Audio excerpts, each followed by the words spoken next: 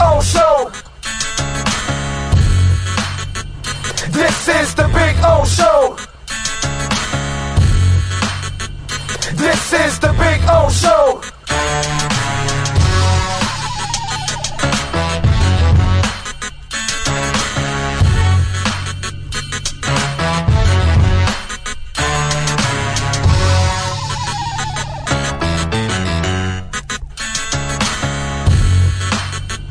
This is the Big O Show. This is the Big O Show.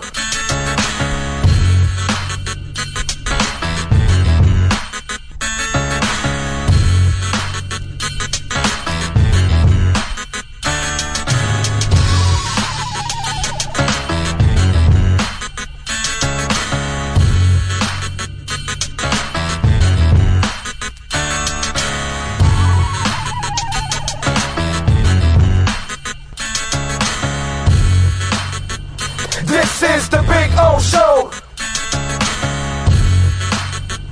This is the Big O Show. This is the Big O Show. This.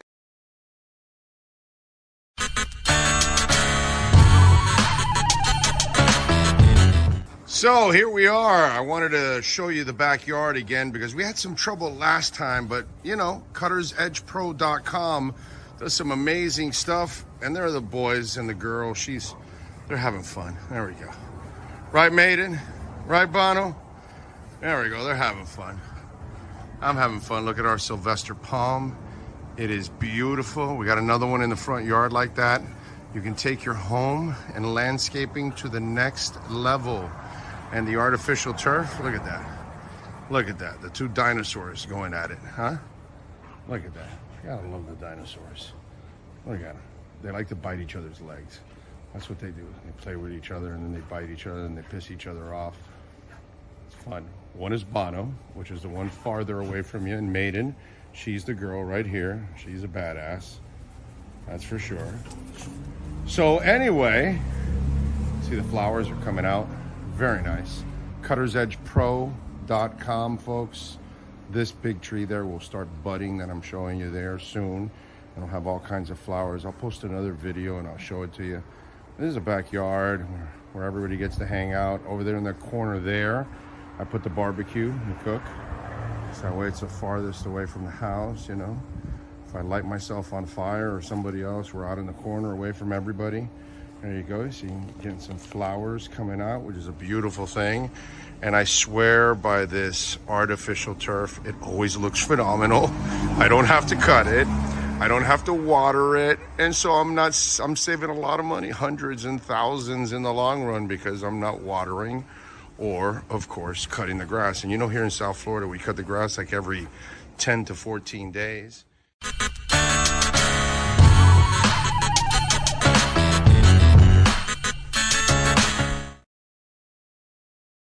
There's no need to drive around South Florida wasting valuable time looking for a new or certified pre-owned Acura. Go to the #1 volume sales dealership in the Southeast United States. Craig Zinn's Acura of Pembroke Pines. Purchase with pace and space in a dealership tailored to your needs. From home buying to providing that personal touch. Contact the 2020 Satisfaction Award winner Craig Zinn's Acura of Pembroke Pines. 888-776-5123. That's 888-776-5123. Or visit them at 15601 Pines Boulevard in Pembroke Pines.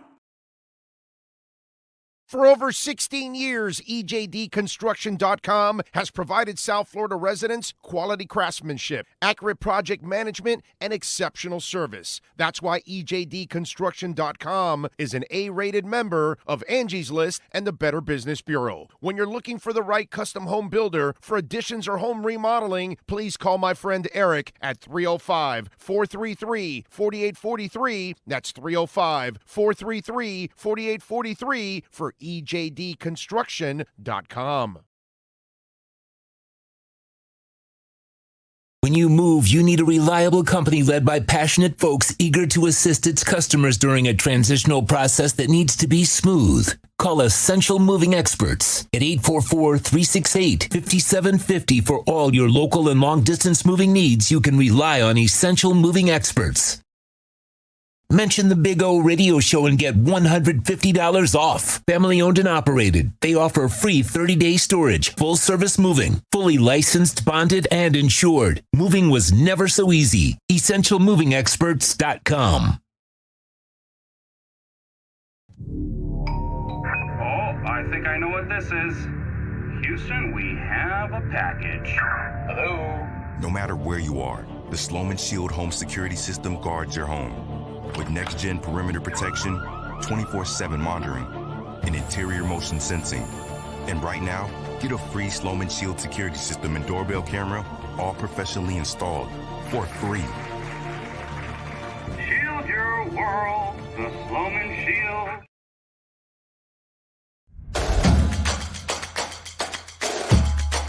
Welcome to Caneswear.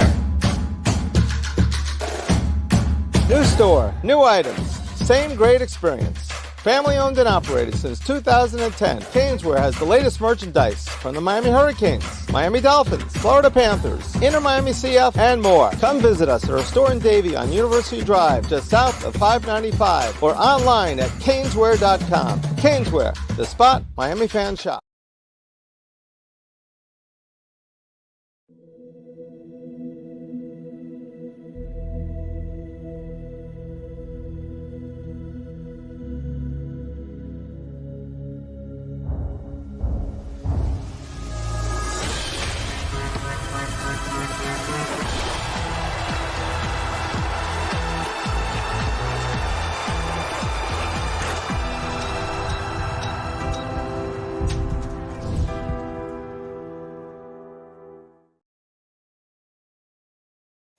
With more than 62 years of litigation experience handling insurance disputes, Welton Rayum is committed to resolving even the toughest insurance claims quickly.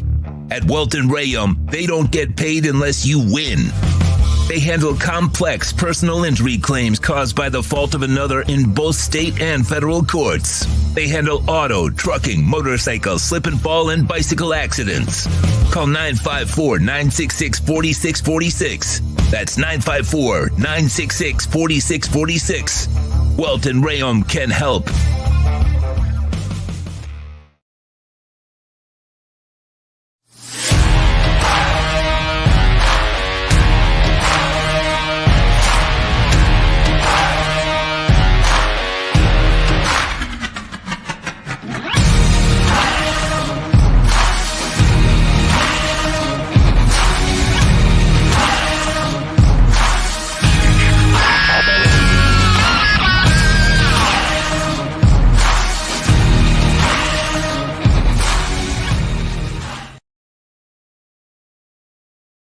Statements or beliefs expressed on the following program by the host, guests, or callers are not necessarily the opinions of FantasyXS.com, Media Group Inc., ownership, management, sponsors, or website. When it comes to South Florida sports teams, very few in the media have witnessed, lived, and covered it like the Big O. Let's start the program dedicated to your favorite South Florida teams with a passion that's unmatched. The Big O Radio Show is on. Here's the Big O. All right. Welcome aboard. Are we good? Make sure audio is kosher and going well. Just want to make sure before we go crazy here and start talking about all kinds of stuff. Hope you guys having a great weekend. Got Thanksgiving weekend. We got a lot to be grateful for, of course. I know that. I know on my end, I've got tons to be grateful for. My wife scratching her retina was not one of them, by the way. As you can tell, my wife kind of gets into all these kind of things all the time, you know. But yeah, that was interesting yesterday. Ah, yes, the life, the world throws all kinds of curves. We're good, right? Audio wise, all good, all kosher. Okay, I like it. All right, we're spreading the word. on social medias that we're on. There we go. So get that going too. Get the folks knowing we are on. It's a beautiful thing. Hope you all are doing well. Let's see, what else do we have going on? Wait a minute. One more thing. Hold on. Okay, now. How are we doing? Let's see. Lisa with a Victory Monday, I see there. Love it. Brian Walters is first in. I like it. Anybody riding that Illuvium ride with me? You taking that Illuvium ride with me? We've been telling you about Illuvium for a while. Told you when it was all the way down to $38, $40, $42, $44. We said this is pretty damn low for Illuvium. It's at 100 and what is it now? 105, 106, 103. Well over $100 right now.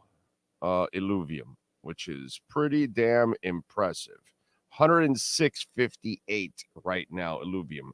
Up 12% today, up 17% for the week, up 176% for the month.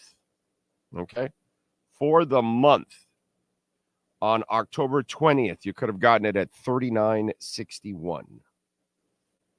That thing was at $1,900 or $2,000. Anyway, gaming is going to be enormous in crypto. I've been telling you this for 2 years now, over 2 years. And whether it's Gala Games, whether it's Illuvium, Decentraland's another one that I'm big on. And Gala hasn't made its run yet. There's still, that's the interesting part about what's going on with the altcoins. Some are making runs and some haven't made any runs yet. I'm waiting for a V-Chain run. I'm waiting for a Polkadot run. I'm waiting for HBAR to really make its run. I'm waiting for Mana to make its run. It's gone up a little bit. I'm waiting for Cardano to make a run. Some altcoins still, they've had a little push, but not like the monster push like what you're watching right now with Illuvium and Immutable X. How many of you are on Immutable X with me? How about that?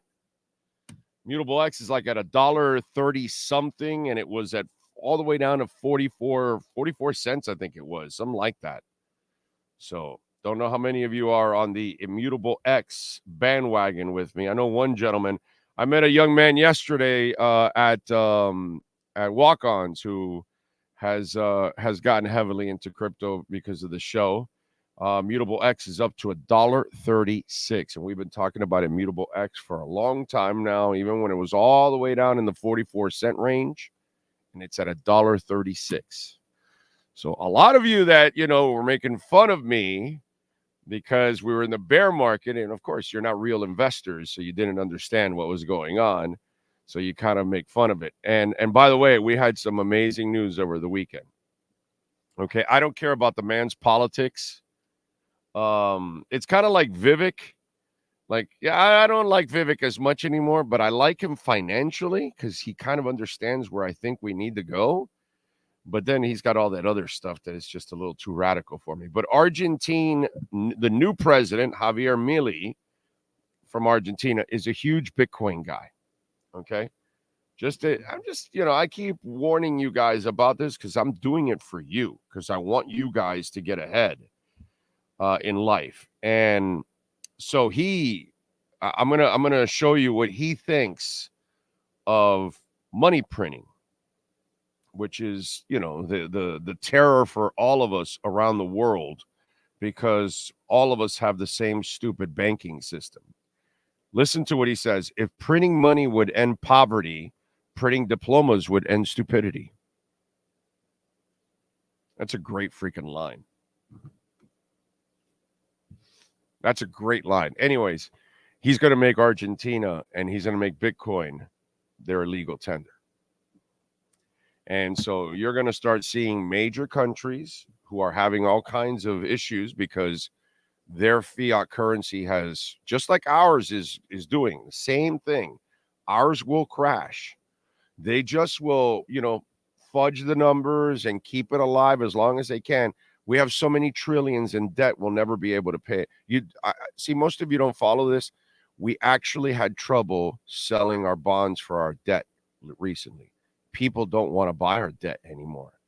They used to gobble up our debt all over the world like Pac-Man. Now they don't even want to buy our debt. The average American just worries about culture wars and all that other stupid stuff, and that's what they want you to do. That's what Democrats and Republicans want you to do, because they don't want you to worry about financially what's really going on. You know, we bore you with that stuff, and we actually try to, guide you there instead of all the stupid stuff that they want to keep you busy with. Just saying, it's coming. It's gonna happen, and it's all there. I'm not a financial advisor at all. I'm just some wacko here that talks sports and entertainment and music and crypto and whatever. So don't listen to me. But it's going to take over. Okay? It's going to take over. And all I'm telling you is don't stop buying Bitcoin. Okay? That's all I can tell you. Don't stop buying Bitcoin or Ethereum, actually. It's coming. It's coming. And when it happens, you'll see. Brooklyn Rob is in. He says, Victory Crypto Monday. Exactly. Because those of us that are Dolphin fans and crypto, well, our weekend's a little more special than yours. See, you're happy about the Dolphins winning. We're happy about the Dolphins and crypto winning. Plus we're ahead of everybody else. That's the other thing. That's what Brooklyn Rob feels. Lisa Rose, who's there, who was partying with me this weekend over at Piper's Pub, is another one. She's ahead of the game too, because she's a crypto girl. She knows her thing. So there you go. Good to see Jay Gelfin. I see him on the chat board. Jay, thank you for coming yesterday to Walk-Ons and supporting us. And thank you to everybody that came over to Walk-Ons, man. Came over with your families and all that stuff. I appreciate it. We gave away a ton of prizes, had a good time. I hope you guys join us next month for the which one? It's the Ravens game, right? Yeah, we'll get to watch little Lamar Jackson fail again against Tua at the end of next month.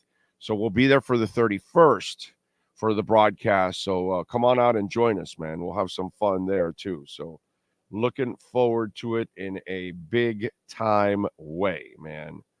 Love it. Love it. Love it. Love it. All right. Let's see. Yeah.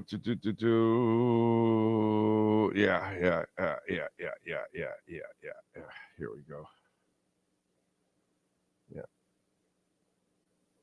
Yeah. All right. What else do we have?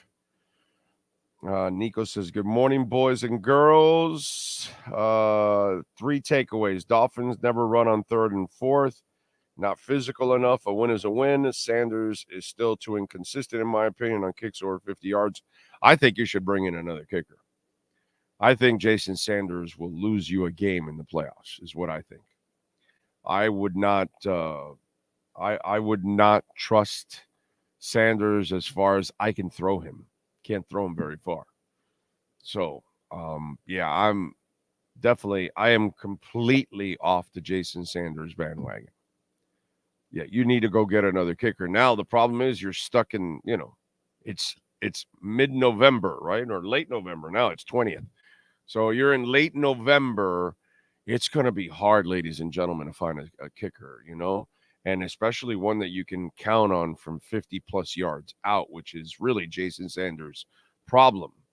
And yesterday he went 1 of 2, and that's just not good enough. And by the way, 1 of 2 from not long distance. 50 and 51-yard field goals are no longer considered long-distance field goals. Those are average field goals. When you start getting into 57 and 60 and 63, now we're talking long field goals. When I was young, a 51-yarder was impressive. But nowadays, 51-yarder is not impressive. It's supposed to be routine. As long as the snap is there, as long as the hold is there, of course, as long as those two things are in place, as a kicker, you should make a 50 and 51-yarder more often than not. You should rarely fail. In other words, if there's no wind, elements and other things out of your control, if everything out of your control is perfect, which it was yesterday, and you miss it, then, I'm sorry. I can't count on that guy. You know what I mean? But now they're screwed. They kind of, made their bed, for whatever reason, maybe because of the salary, maybe they felt because of the cap hit, maybe they feel like they had to keep him on one more year and or give him one more chance, because sometimes kickers find their groove. But the problem is, once they get into a deep funk, man, it's hard for them to get out. It really is hard for them to get out. And that's where you get your issues, man. Cutter's Edge Pro. Yes, sir. We love talking about Cutter's Edge Pro. Oh, man, I got to tell you, William, Michael, all the people out there, Beto, all just amazing people at Cutter's Edge Pro. I've experienced it myself. It changes your world. It changes, listen, man, the streets aren't as safe anymore, right? So what's really cool is try to make your home more of an oasis and add more trees and more life to your backyard. So that way you can actually hang out in your backyard. And, I don't know if you had the same situation, but my backyard had zero life. Zero. Nothing there. And once Michael walked in there, and, he's like this artist, he's like the Picasso of Cutter's Edge. He walks to your business, your home, and he looks, and then he sees something you will never see. And then he starts designing and showing it to you, and you're like, look, this is how it could look, and this one, and that one. You're like, whoa, wow, and that's the difference with Cutter's Edge Pro. You expect excellence. That's exactly what you get. Tree trimming and removals, landscape design, outdoor lighting, irrigation, artificial turf. And the artificial turf for our dogs, oh my God, the greatest invention of mankind. Plus, you're never cutting the grass, you're never watering the grass, and it always looks absolutely phenomenal. It looks real. It's awesome. Call Cutter's Edge Pro, 954-472-0622. That's 954-472-0622 for Cutter's Edge Pro. All right, and go to the Instagram page. Check that out. Let me do a little rundown here. Brian Walters is in first. Steve Chapman, Jamie Zoria, enjoying this amazing Victory Monday. Remember to smash the like button. He reminds everybody. Boss B, Willie is out in Colombia. Brooklyn Rob, Nico Jones, Ray Sosa. Lisa says, happy Victory Monday. Finn's family enjoying one last morning by the pool in the 305 before heading back to reality in Rochester. Alexis is in. One-Eyed Jack. Stead Wilson making a nice role for himself. Yeah, he's done a nice job, man. He's played well lately. It's cool to see that he can settle down and find some kind of a role. Jay Gelfin is in. He says, yesterday at walk-ons was fun. By the way, how about Coach L and the Hurricanes? Yeah, man, winning the tournament, 5-0. That was cool. Coach L's a beast, man. He's so good. Chad is in the house. Steven Gonzalez, Joseph, Aaron Hernandez, Reynaldo Mesa. Do you think we have the team for the playoffs? Brother, I think the reason why I was so pissed in the Bills' loss, it's because I truly feel this is a Super Bowl caliber team. Okay? So I'm pissed because at times I think they underachieve. I even think Mike McDaniel underachieves considering what I think he underachieved yesterday. I think he's underachieving even at 7-3. I think he needs to do a little bit more, as I've told you. The team has to play smarter. Tua. I'm glad he's hard on himself because he should be. And listen, man, if you were John Beck or Cleo Lemon and, you played that game yesterday, I would tell you, wow, that's a hell of a game for those guys. Because I don't have much of a standard for John Beck or Cleo Lemon or Ray Lucas or whatever we've had here. You know what I'm saying? So a game like that yesterday for them would be absolutely phenomenal. Oh, yeah, he made mistakes, but wow, but Tua is an elite quarterback, an elite passer. And so I'm going to hold him to a much higher standard than I would any of the garbage we've had here since Marino. Okay? Let's just put it that way. All right? All those other guys, they're novelties, and it's kind of like what's going on in Minnesota right now. It's a really cute story with Josh Dobbs. It's a super cute story. But Josh Dobbs is Josh Dobbs. He still can't pass. He's still not accurate. You know what I mean? He's a great young man. He's super smart, works hard, super rootable, all that kind of stuff. I get all of that. The reality is he's not ever going to be a good quarterback. Never was going to be a good quarterback. But you got on a little roll with him and all that. And by the way, thanks to Josh Dobbs yesterday, I won on the live app. I took Minnesota twice last night. One at plus 4.5 and plus 1.5. And I won. So thank you. I appreciate that. But,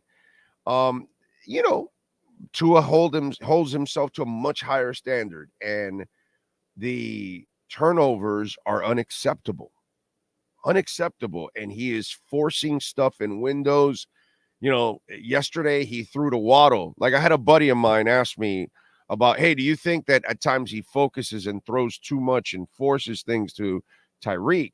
And I said, well, when Waddle was in there, he goes, when Waddle was in there, he was spreading it out. Yeah, but he also forced it to Waddle. Waddle was covered yesterday by 3 guys, and Tua still tried to thread it in there. And like I told you in the postgame show, it's a blessing and a curse. Tua is fearless. He's not going to be afraid to make mistakes. He's not going to be afraid to throw it into tight windows. That's part of being a great quarterback. But at the same time, you get so cocky, i.e. Marino, that you force it and you end up turning it over. And I say Marino because I can get the older fan to understand me, because the older fan watched Marino and they're going to go, shit, you're right, oh.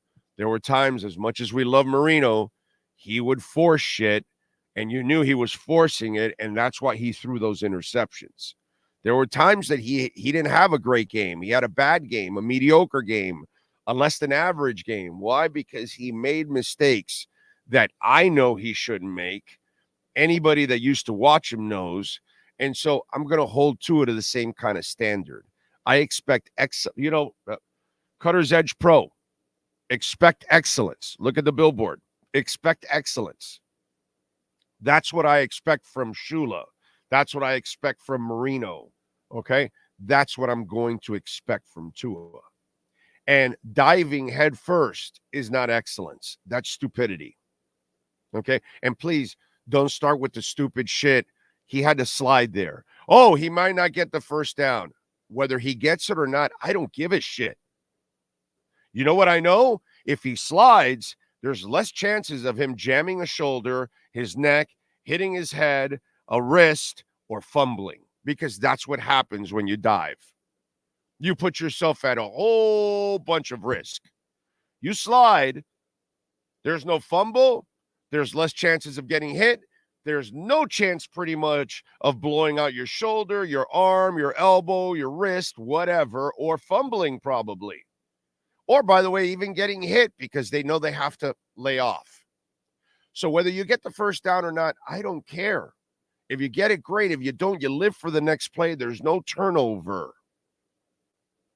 So I'm going to hold Tua to a much higher standard because I've held him to a higher standard over most of you from the get-go, because a lot of you said he couldn't play and you thought he was too short and he couldn't throw the deep ball and he can't run a powerful offense. And I thought he could do all of that because he can do it.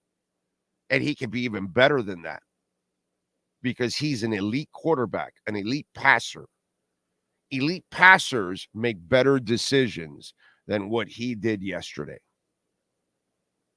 So I hope, as critical as he was on the podium yesterday, I hope he continues to be that critical, because he deserves to be that critical. He has to hold himself to a higher standard. Okay? This isn't some fringe little quarterback that we've had here for the last 25 years in between this guy and Marino. All those other guys, yesterday was career days for them. Okay? Right? Yesterday was a day to have for any of those other quarterbacks. Yeah, he made a couple mistakes, but come on, dude, he threw 300 yards, and you it's fine for them. For Tua, it's not. So I'm glad that he's being critical of himself. He should be. He needs to play much better. And the thing is, you're going to get away with that shit against bad teams. But against the good teams, those mistakes will absolutely bury you. Okay? So this well, hey, he's the first guy to pass for 300 yards on the Raiders. I don't care about that, dude. None of that matters. I'm glad they won. Like I said yesterday, I'm grateful that they won. An ugly win is, hey, look at Detroit. Jared Goff threw 3 interceptions yesterday. He played like shit, fought through it, and was able to win.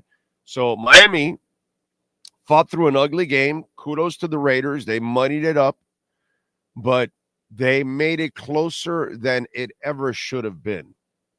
And why? Because of your mistakes, because of the turnovers. Can't do that kind of shit. And by the way, that's exactly what we talked about in the pregame show. The exact thing we talked about in the pregame show. We told you the only way this is a game is if Miami allows it to be a game. And that's exactly what Tua and the Dolphins did yesterday. They allowed it to be a game. The good thing is they found a way to win, which is all that really matters. Let's see who else. Brian Landis is in. Drago in. Christopher Escobedo. Let me see here. Okay. I got a little the thing got a little stuck here, so I had to reset. And I lost my spot here. Where are we? Anyway. Well, Michael Lehman, I see here. Alex Palenzuela. Detached retina. No, just a scratch retina. Scratch retina, not detached. Scratched. Let's see. Big O, I'm coming down to Hialeah Gardens from Georgia to visit the fam for the holidays. You'll be doing a live show this week, hoping to grab some Big O merch. Aaron, we will be at Hialeah Park tomorrow. We're going to be at Acura Pembroke Pines on Wednesday. Thursday, we're off. If you guys don't mind, but, Sean and I like to be with our families and, hang out on Thursday. So Friday, we'll be back. And obviously, we'll be doing it in studio, but we'll be doing the pre- and post-game show. And then Saturday, I'll do the post-game only to wrap up the Canes season. I am not doing a post-game for the bowl game. I am not doing a post-game show for a shitty bowl. Well, you know what? I shouldn't say that, because if it's against like a sexy rival type team, maybe I'll do it. But if it's like against a nobody that really means nothing to the Canes, yeah, I probably won't. But that's what we're doing this week, my friend. So I don't know if, and then next week it goes back to the regular Thursday, Friday appearances. Although next week the following week we might be at Canes, where I don't know yet. He says, I need my sticker.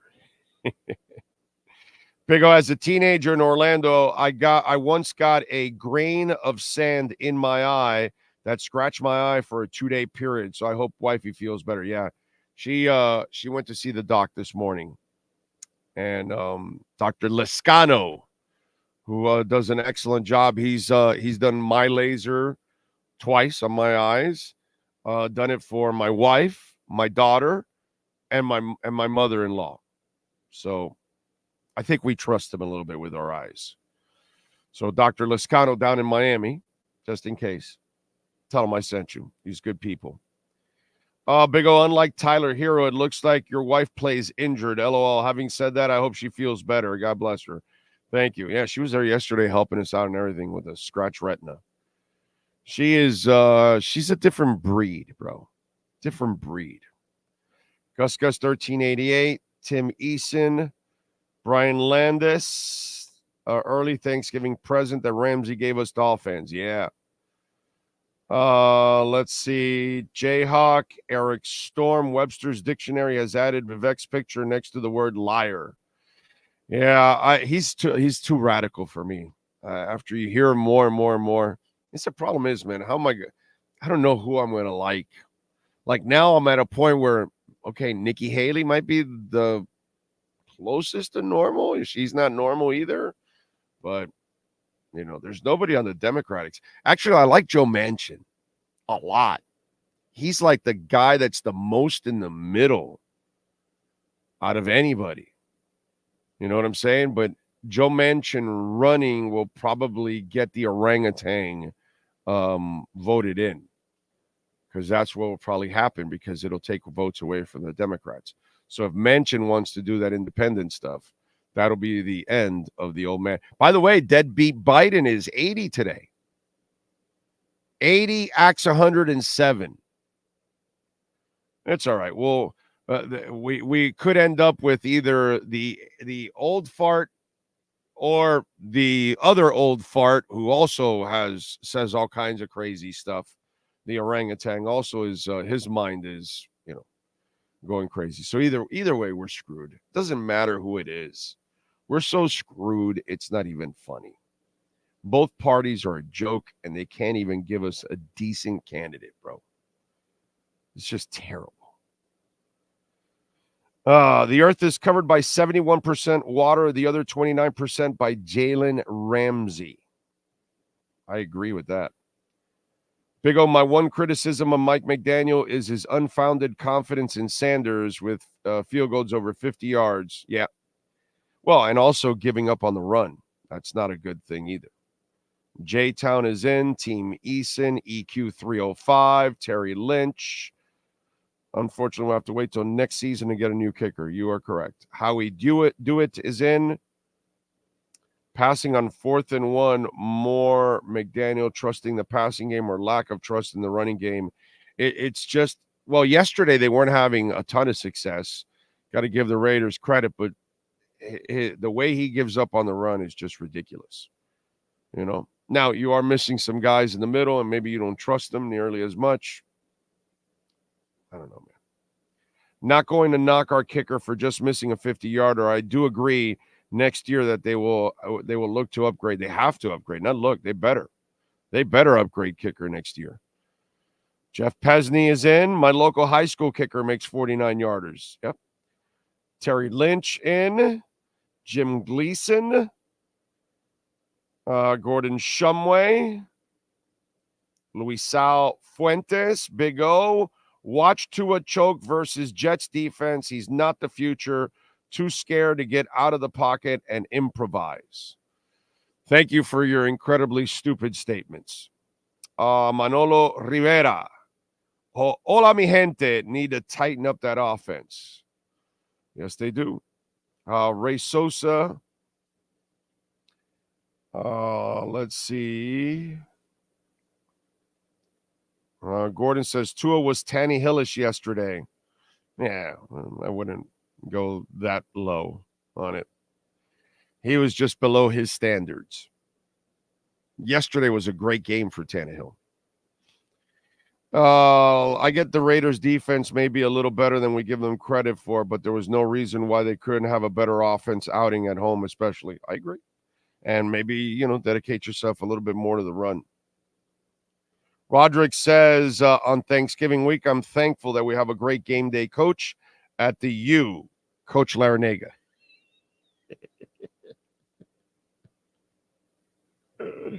I like what you did there, bro. I like what you did there. Because Mario Cristobal, oh my, he is a bad coach. A lot of Inter Miami fans following Dolphins now. No. By the way, Inter Miami fans are loaded with frauds. Okay? There is no more fraudulent fan base in all of the entire planet. Not the MLS, not the NFL, not Major League Baseball, not the Bundesliga, not the bowling leagues, not the ping pong leagues, not the pickleball. You can add every professional league in the world, every team in the world. There is no bigger fraudulent fan base than Inter Miami. Okay? It is loaded with frauds. All right? That's all I got to say. Frauds. It's that fan base is a joke. You know why? They follow one guy, dude. They're not like me. I love Inter Miami, period. All the players, the team. I want them all to do well. I'm going to watch whether Messi's playing or not. Just like I would watch Miami FC, just like I would watch the Miami Fusion, just like as a kid, I would go see the Fort Lauderdale Strikers. Or as a young broadcaster, I was calling Fusion games or stadium announcer for Fusion games and all that kind of stuff. So I'm a real hometown fan and a real fan of Inter Miami. But Inter Miami's fan base is loaded with a bunch of frauds, people that really don't give a shit about Inter Miami. All they care about is Messi playing or not. Oh, he's off the pitch. I'm walking off out of the stadium. Frauds, bro. Those people don't give a shit about Inter Miami. They just want to see Messi, and that's it.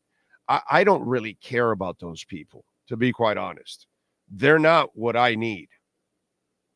I needed actually people that could want to support the team itself, not just, oh, is Messi there? Okay, I'll go see Messi, and then I'll leave. To me, you can flush all those people down a toilet. Okay?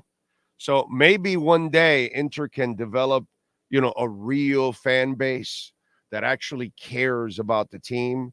That's the only sad part about the Messi thing, that it's become a joke in the sense that all they care about is watching that guy, and they don't care if the team wins or loses. They're not there to support the team. They don't care about another player struggling or another player having success or any of that. Those frauds just go there to pay their ticket, to watch Messi, and then leave. And that's it.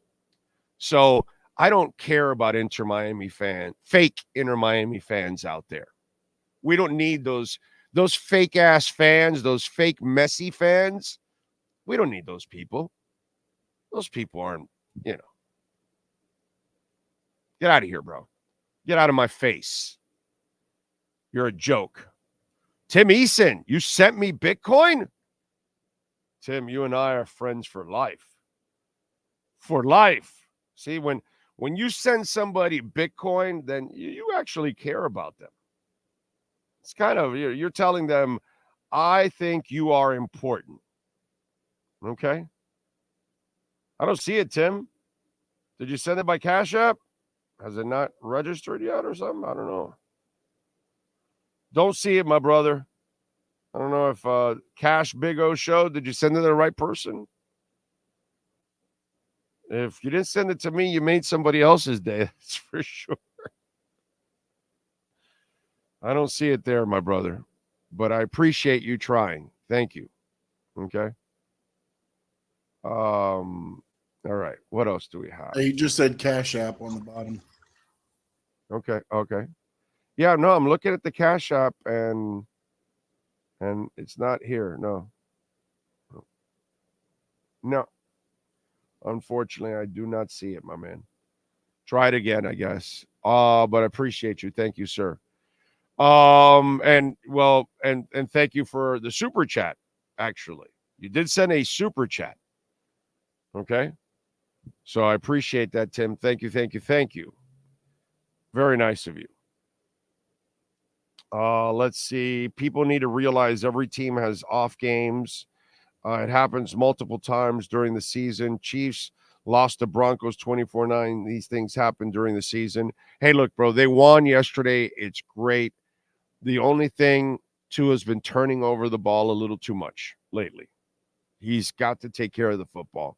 He's not doing a good job of taking care of the football lately. Let's just be honest. Nobody's a bigger supporter than I am of Tua.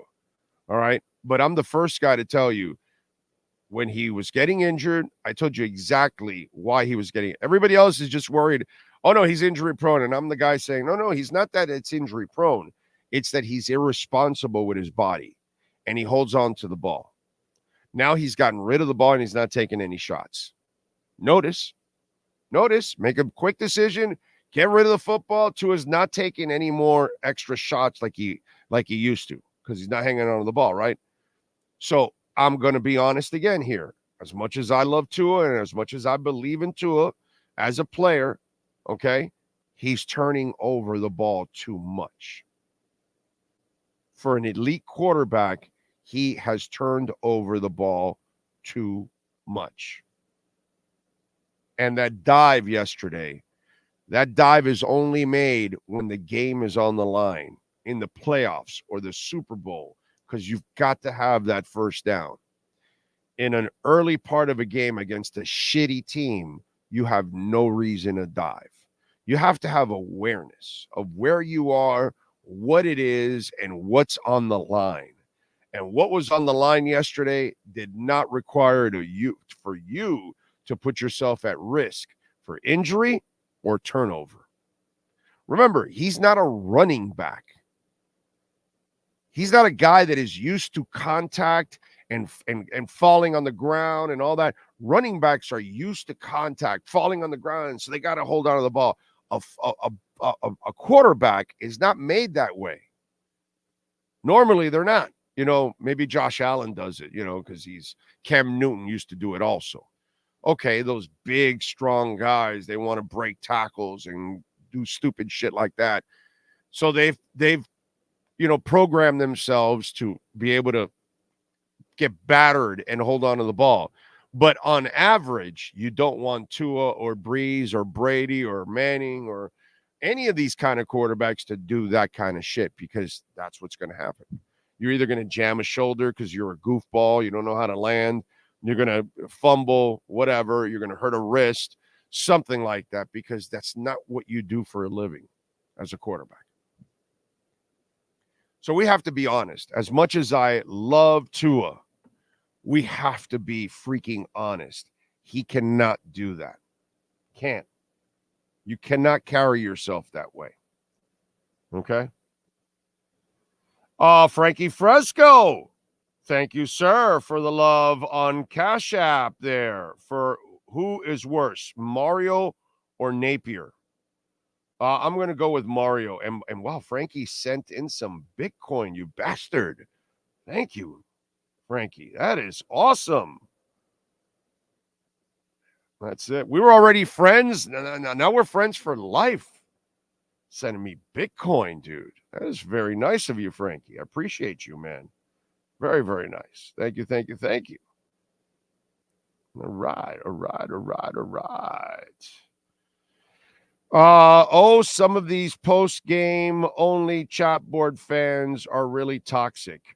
Yeah, you have some. What are you going to do? Tua should have underthrown the deep ball to Waddle, and it's a catch, but he overthrew it. Well, so much for Tua. That happens all the time, bro. In every game, quarterbacks are going to slightly overthrow people, underthrow, and then the receiver will have to adjust and try to catch it. You know what I mean? So it happens. It happens all the time to every quarterback. Not everybody drops it right in the basket and in perfect stride. Would be beautiful, but and the good quarterbacks do it more often. But even the great quarterbacks, sometimes they underthrow it a little bit and the guy's got to slow down a little bit, or he's got to speed up or whatever. And you got to adjust. That's it. By the way, our friends at Caneswear, 2655 South University Drive in Davie. Make sure you tell them that Big O sent you. Brett and all the great people out there, Jeff, just fantastic people. They know how to take care of you. Use our code BIG-O10 and you will get 10% off. Now, you can do it online or you can do it in person, BIG-O10. And remember, if you order over $99, you will also get free shipping. So you got a chance to get free shipping and you got a chance to get 10% off. Use our code BIG-O10. There you go. Okay. Nyborg says, good morning, Big O and Sean. Just got home from helping my dentist pay for the rosewood and leather upgrade on her Euro car. Very nice. Buffalo Bills were acting like fools versus the Jets yesterday, acting like they won the Super Bowl. Their season is definitely over. It was embarrassing. Cap for Life says, Big O, crypto related. Is it true BlackRock is ready for a bull run? We're all ready for the bull run. Okay? The key is that BlackRock's going to help us create a bull run because BlackRock, T. Rowe Price, Fidelity, ARK Investments, and 8 other companies are all going to open Bitcoin ETFs. And in order to run a Bitcoin ETF, they will have to buy Bitcoin. And they're going to end up buying billions of Bitcoin, which will, of course, create a bull run. And Argentina, that just got a Bitcoin president, that will become the currency of that country, just like El Salvador. And watch Argentina start purchasing Bitcoin for their reserves. Okay? This is the inevitable. It's just that most of you have not come to the realization of what's going on with our financial issues all over the world, because most of you are worried about all the other things that they throw at you, and they don't tell you about this. You know what I'm saying? So fiat currencies are failing everywhere. So the bull run is going to happen. Plus, Biden and Yellen and all these corrupt people, Warren and all this crap, they're going to want to start cutting rates at some point in 2024, leading up to the elections. And in order for them to do that, they're also going to have to print money, because that's the only way that they can pay for their debt. They can't even sell enough bonds to pay for their debt. So they're going to light it all up and they're going to flood the market with money and everybody's going to be happy and they're all going to have a blessing Christmas next year and holiday season and everybody's going to be in a good mood. And then they're hoping that will be enough to get the old man back in office again. You know, it's so clear and obvious what's going to happen. And so anybody that's into investing next year, or this year already, because really the bottom already happened a few months back. The actual I was telling you about the bottoms every time there was a dip. I kept telling you buy the dip, because you don't know when it ends. And the bottom was already gone a couple months back. We've already come up from the bottom on everything. Even though things are still low and still there's a lot of stuff that you can get in on to make great investments. But those of us that really followed it, we got when it was really low. And so now the bull run has already started. This is the beginning of the bull run. This is like the slight tip of the beginning. And we've got to go completely parabolic, you know, and it's going to happen. So it's the inevitable. Stocks, crypto, it's going to explode. The real estate market is the one that's the one that's going to have some issues in the next year. The commercial real estate market is going to be a catastrophe. Okay. And then we're going to have a housing crisis too, on top of all of that. Now, it's not going to affect the entire country. Places like Arizona, Texas, and Florida will not be nearly as affected as other states. Why? Arizona, Texas, and Florida had more people move into their state than any other states in the country. So unemployment numbers will not be affecting us nearly as much. Real estate won't be affecting us nearly as much because we have way more people, way more jobs, way more opportunities than other states right now. It's just the way it is. It's the way things were handled in the pandemic. They handled it better in a way that they ended up attracting more businesses to their state. So economically, it's going to balance out a little bit more for some of the rough roads that we're going to have for real estate. But it also will become a great time that if you made your money in crypto, made your money in stocks in 2024 into 25, you will be able to invest into real estate because there's going to be some really good opportunities. So that's kind of what I see coming over the next year. And you'll see. Whatever. We'll find out, right? So far, what I told you about crypto the last 2 years, and I told you that it was going to turn around, and I told you it was for 2024 and 2025. Here we are. You're all in the green if you listen to me. All of you are in the green if you followed me all the way to the bottom, because now we're way up. Look at Immutable X. It's up like 150% in the last month. What's it called? Illuvium up like 140-something% in the last month. So anyway, it is what it is. All right, let's get to a little basketball. Anthony Chang and our BaptistHealth.net/ortho Miami Heat report. Heat fans, the fast break is on. It's our Baptist Health of South Florida Heat Report with insider Anthony Chang. From orthopedics, sports medicine, cardiovascular, and even cancer. Get the world-class healthcare your family deserves at BaptistHealth.net. Here's Anthony Chang. All right. How you feeling, my man? You feeling good? Doing good, Big O. How are you? Excellent. Dolphins won. Canes still suck, but the Dolphins won. So yeah, it wasn't pretty, but a win is a win, right? 7-3. Yeah. I mean, yeah, that happens with the Heat, right? You gotta. Sometimes you just gotta try to. A lot of times with the way the Heat play. Yeah. Yeah. By the way, the effing fourth quarter showed up again against the Bulls. Yeah, it was not pretty. And it's still an issue. I know they had won 7 in a row, but they have the second worst fourth quarter net rating. They have like the third or fourth worst fourth quarter offense, third or fourth worst fourth quarter defense. I don't know how to explain it because like what changes in the fourth quarter other than maybe the game slowing down, but the Heat play slow anyway. It's really strange. The only thing I can think of is Jimmy sits the first six minutes of the fourth quarter. So maybe with Jimmy on the bench, things start to get a little out of control, and then once he comes in, the other team is on a roll. I have no idea, but the fourth quarter has been an issue now for the first 4 weeks of the season, and that's something they have to fix. Yeah, I mean, I thought they had that game. Yeah, it seemed like it 22-1, right?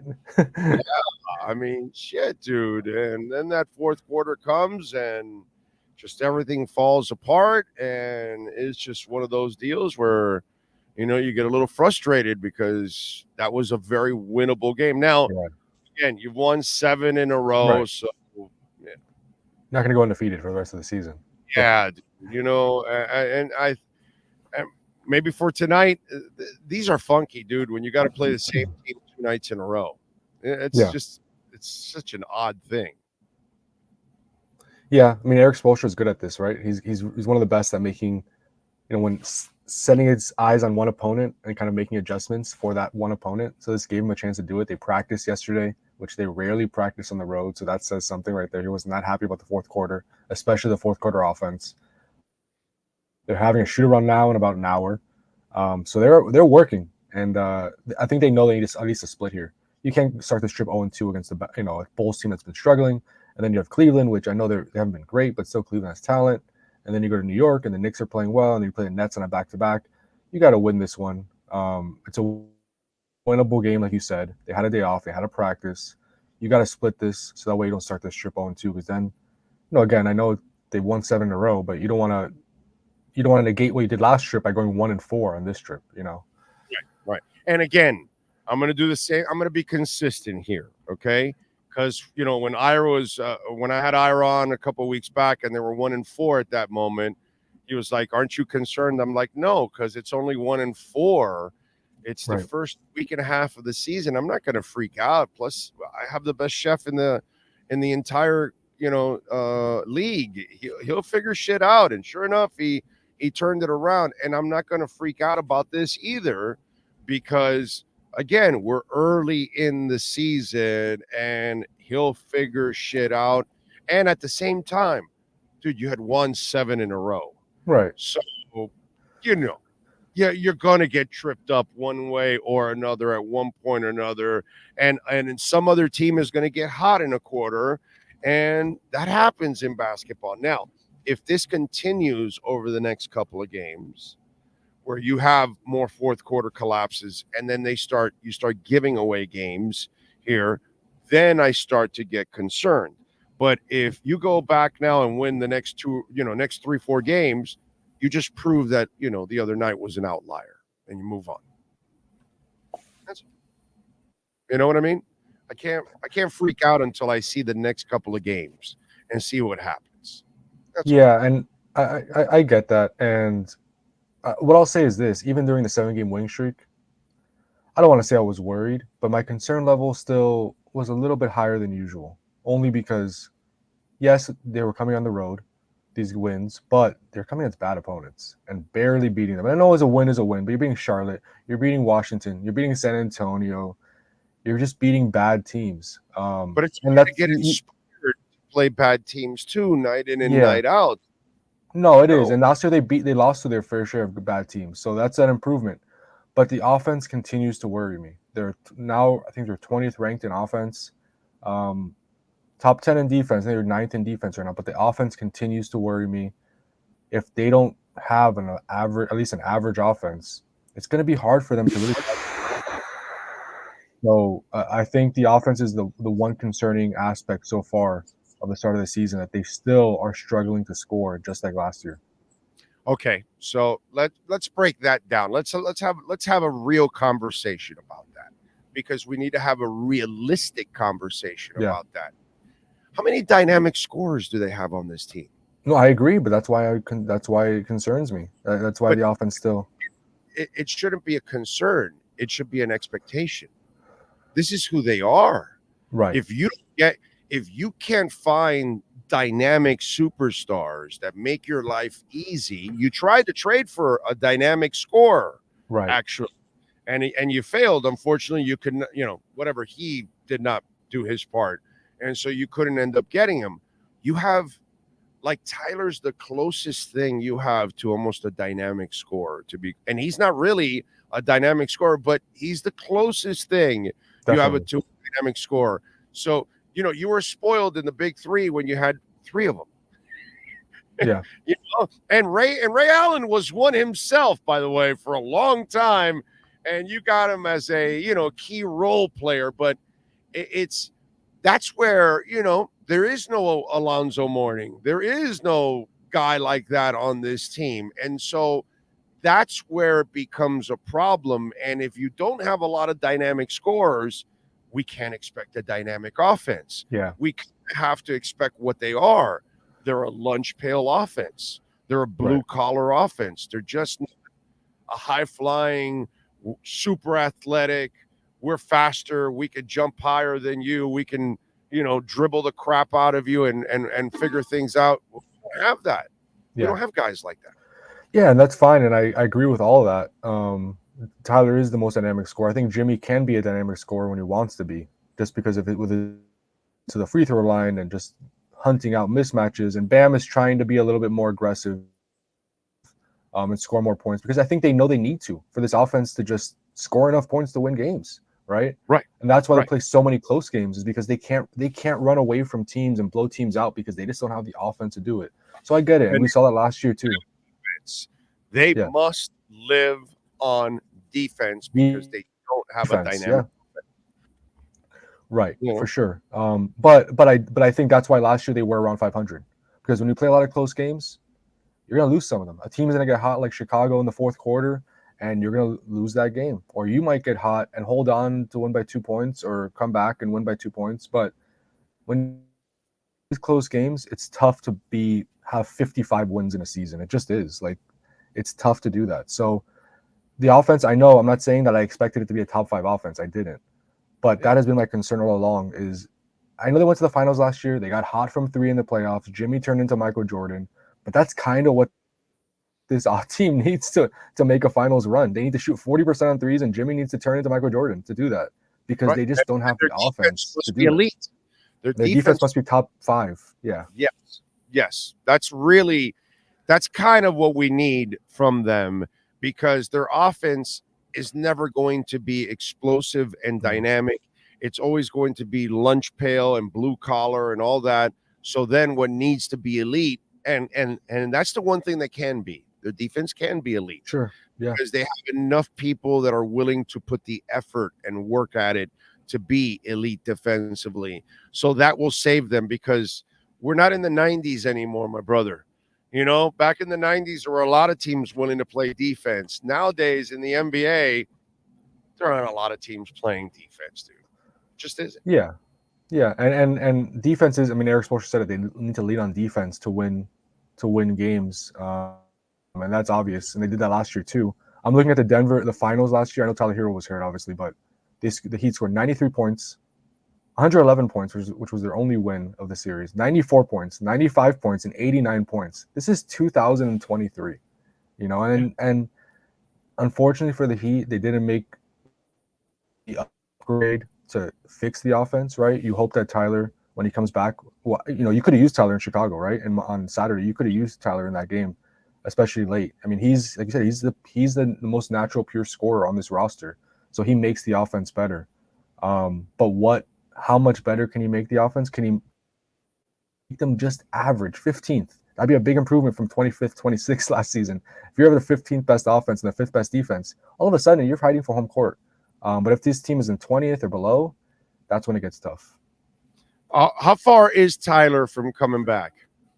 Well, he's going to be reevaluated here in a couple of days. He's supposed to be reevaluated in 2 weeks. So I would say this week he'll be reevaluated. I don't expect him back on this trip. It just seems unreasonable with an ankle sprain that serious. He looked pretty bad when he could barely walk in the locker room after he turned the ankle. And they're on the road, right? So why bring him in the middle of a trip on the road? They're playing a back-to-back Friday and Saturday in New York. Like, it doesn't make sense for him just to join them for those 2 games. So I would say the soonest he comes back is probably next week when they start a homestand on Tuesday, I believe, against I forget who it is. It's not Milwaukee, but they play some maybe Indiana. But they start a homestand Tuesday. That'll pretty much be almost 3 weeks since the injury. So I would say at some point during that homestand, he'll probably return. I know it's a controversy and all that, which I don't think it should be. But I think if you want to be more dynamic, he comes off the bench, because your starting unit is strong enough and it has more balance now. And once you get Caleb completely in the mix, then he's in your starting unit. And then now you can bring Tyler off the bench with Highsmith, because obviously Highsmith would be the guy you take out and you put Caleb in there. And then you can have Highsmith come in, and all of a sudden, I'm looking at it right now, you know, with Jaquez, with Highsmith, and with Tyler, and then even Love helping out a little bit, you have enough scoring, and you have somebody that's really dynamic off the bench. And then towards the end of the game, that's where you can keep Tyler on. To me, that's the conversation I would have with Tyler if I'm Spo. Hey, man, I'm sorry, but we need to make our team better, and we do it by bringing you off the bench. You'll get the same amount of minutes, but I need you to be that spark to keep that offensive flow, you know, from starter to bench. Yeah, I don't disagree with you. I think Duncan is a really good fit for that starting lineup. But, and we spoke about this thing, I think last week, Big O, Tyler's been really adamant about wanting to start. And some of this is, I know you don't think it matters, but some of this is personality management. It just is. With everything Tyler's been through, all this stuff, if now you tell him you're going to play off the bench, you just have to be careful. And I think Eric Spoelstra has been trying to thread the needle with both of those things, because Tyler has started, but he's the first one to leave the game. It's like 6 minutes left in the first quarter. plays like 5 minutes, 6 minutes with that starting lineup, exits the game. 2 minutes later, he's back in there leading the bench unit. So he plays most of his minutes with the reserves, leading those bench lineups, but he also starts. So I think Erik Spoelstra is trying to do both, right? Where he's like, okay, you want to start? We'll start you, but you're going to be the first sub out because we need you back in there in a couple minutes to play the last 4 minutes of the quarter with those bench lineups and maybe for the first few minutes of the second quarter. So you've kind of seen Erik Spoelstra trying to do both, best of both worlds. But it is going to be interesting to see what Spo decides when Herro returns, if this team is still healthy. What does he do with Duncan? Does Duncan go back to the bench? Right. Does Tyler Herro replace Kyle Lowry in the starting lineup, maybe?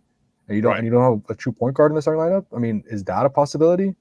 So it will be interesting to see what he does.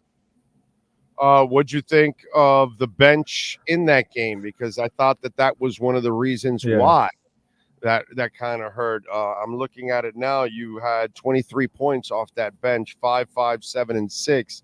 There wasn't a lot of firepower coming off that bench. Yeah, it was a bad game for the bench. Caleb Martin was hard on himself after the game. He said it's not about shots going in, but it's about the impact. I was upset about the impact I made. I think he was a minus. What was he? A minus 2-9. Yeah. 14. He was 2-9, minus 14. Love was 2 of 7. He was 2 of 9. Yeah. And then, Jay Rich, actually, who's been playing better lately, went 3 of 6. Yeah. And Jaquez went 2 of 4. So those guys were efficient. It was Martin and Love that were inefficient in that game. Yeah. And just those minutes weren't positive. Jaquez was a minus 25. Love was a minus 4. Jay Rich was a minus 26. And Caleb was a minus 14. I mean, that's where you lost the game. The bench went in there after that, taking that big lead, and they let the Bulls back in the game. And Caleb talked about that after. He's like, I'm just upset that we let them back in there after the starters built a big lead. And the bench has been. I like dropping Highsmith into the bench to add more defense off the bench, versatility off the bench, and then you add Tyler also off the bench, and then you add firepower off more the balance. bench. Yeah. And then Caleb will be Caleb, dude. It's just he's just got back from the injury, dude. He's not there yet. That's fine. I'm not even worried about Caleb, bro. He'll be fine. Yeah, you shouldn't be. He missed 10 games. That was his second game back. Like he played 15 minutes. He's not going to be Caleb Martin. Caleb Martin's not going to be Caleb Martin for probably another week or two until he gets his legs under him. You could see all of his shots were short. So that's another thing. Like you're missing Tyler. You really haven't had a 100% Caleb Martin yet. So there is, reasons to be optimistic that things will get better. But I'm just really interested to see how much better they get, considering, what we saw last year from the Heat's offense. If this offense can be a little bit improved to set, get this team a little bit over the hump and maybe get them into a top 4, top 3 seed in the East. We'll see if they can do that. By the way, crazy efficiency by Bam the other night. 24 points, 8 of 12 shooting, 8 of 8 from the free throw line, 10 rebounds, and 5 assists. Man, that was good, bro. It's unfortunate. They went away from him in the fourth quarter, though, unfortunately. He didn't score in the fourth quarter, and he had 1 shot. And Chicago was doing a really good job of protecting the paint. I know that, but obviously he needs to demand Bam it. was your bet. See, that's where Bam has to have a little Zoe in him. Like, that's where, Zoe would have never put up with that shit. He would have been insoportable in the locker room after. Okay? Right. I mean, he would have been such a pain in the ass in the we lost and you didn't get me the ball. Well, that's why. And then he would have told the media, "This is on me. Right. I didn't help the team out." And he would have spun some bullshit, even though we know they didn't feed him. But he would have spun it that way, no, I need to do more. This is why we didn't win or whatever. You know what I mean? And then Zoe would have been hard on his teammates. Tim would have gotten him the ball. He would have been smart enough to get him the ball. But that's where I think Bam needs to say, "Hey, we're losing the lead. Give me the ball." Because Bam, see, this is what pisses me off about Bam. This is why because he has the skill set to be great. And he could score and he could do. I think Bam can do whatever the hell he wants on the court. Put it that way. That's how I feel. That's the kind of talent that I think the Lord blessed him with. that he can put it on the floor on anybody, that he can drive. If he wanted to develop a three-point shot, he easily could develop a three-point shot because his skill set, brother, it's second to none. Yeah. Everything flows out of him. Even with Alonso, he was mechanical. He had to literally work hard to become a good offensive player. Whereas I think Bam, there's way more natural ability to his game than a lot of guys out there. And so that's why in the fourth quarter, I need Bam. I want him to be a son of a bitch, bro. I want him to, and look, I want him to be mad. I want him to want it badly. Yeah, and he you look deep into the numbers, he had the second most touches in the fourth quarter in that game next to Jimmy, but he was playing the role of facilitator. He turned into Bam the facilitator, which, look, I know Chicago was throwing extra guys at him. He was finding the open man. Bam's going to make the right play a lot of times. But when you see the offense is struggling, you would like to see Bam be more aggressive and try to at least get to the free throw line, create offense somehow, because he was in a rhythm. He was their best offensive player that night. He needs to score in the fourth quarter. You can't have 0 points while playing. He played the entire fourth quarter, I think, and he didn't score. So that was one thing that I'm sure has to tell him that it's all right for him to be selfish. Okay, to force some shots up and try to get I don't like for Drew Smith to say, "Hey, I'm going to take all the shots." No, you're Drew Smith. Bam, brother, do whatever you want, man. Whatever you want. That's what I want you to feel. I want you to think that not only do I want to do it, but I can do whatever I want out there. And that's when he has that attitude, he'll be a superstar, bro. The good thing is he's had that attitude more often than not this season, which is I've noticed a step forward for him. He's definitely been more consistently aggressive and assertive, looking for his own shot. Just that fourth quarter didn't happen, but I would assume tonight, after what happened late in that game, you're going to see a more aggressive Bam tonight. Yeah, I'm interested to see how he responds tonight for that one. All right, what are you working on in the Herald so folks can check you out, my friend? Yeah, yesterday I posted something on Jaime Jaquez. He talked about having a welcome to the NBA moment guarding DeMar DeRozan late in that game. DeMar hit that tough shot on him. It was good defense behind me, but DeMar is DeMar. He's a professional scorer, and that's his sweet spot, right? That mid-range jumper at the elbow. He's money. And Jaime kind of experienced that firsthand.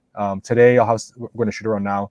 I'm going to have something on Jimmy's three-point shooting, which has turned into a thing. He's hit a 3 in 7 straight games, which is the longest streak he's had with the Heat in the regular season since joining the Heat. He's shooting him almost 50%. Oh, he made it. Okay, all right. Yeah, right. I feel like that's every shot, right? He's shooting. He's been the best 3-point shooter this season. It's I know he took some ones that you probably don't want him to take late in that game on Saturday against Chicago. Yeah. But again, he's shooting, I think, 46% on threes. So I don't think that's going to continue. But the fact that he's taking more is interesting, because it seems like he's trying to make that a bigger part of his game as he gets older. He's 34, right? He needs to start shooting more threes. And you're kind of seeing that progression a little bit. Right? He adjusted to, he couldn't drive to the hole. There's no more fall 7 times, get up 8. Right. That shit is over. So you have to, your body takes a pounding, and you better learn how to, score without necessarily getting contact all the time. So it's interesting. It's interesting. And I would expect it to continue. I don't think he's going to stop shooting them now. I mean, I don't think he's going to shoot 7 a game, but he's probably going to start taking 2, 3 a game now. Yeah. So I think that's something interesting to watch. Yeah. Let's see what happens. I just hope Bam starts doing it, because they'll go in if he starts doing it. That's for sure. All right. Follow him on Twitter at Anthony_Chang and catch his work there at the Miami Herald. As always, Anthony, appreciate you, my brother. We will catch up on Wednesday. Sounds good. Thanks, Big O. Have a good week. Thank you, my friend. You got it. There you go. Baptist Health, folks. Baptist Health. Do you have an injury, folks, that is keeping you from doing what you love? Take charge of your health and get back into the game with the help of the all-pro staff at Baptist Health Orthopedic Care. You don't need to be a professional athlete to go where the pros go. The doctors at Baptist Health Orthopedic Care can see you now. Visit baptisthealth.net/ortho to request an appointment and get yourself back in the game. The Baptist Health of South Florida Miami Heat Report with Anthony Chang is brought to you by Baptist Health of South Florida. From orthopedics, sports medicine, cardiovascular, and even cancer. Get the world-class healthcare your family deserves at BaptistHealth.net.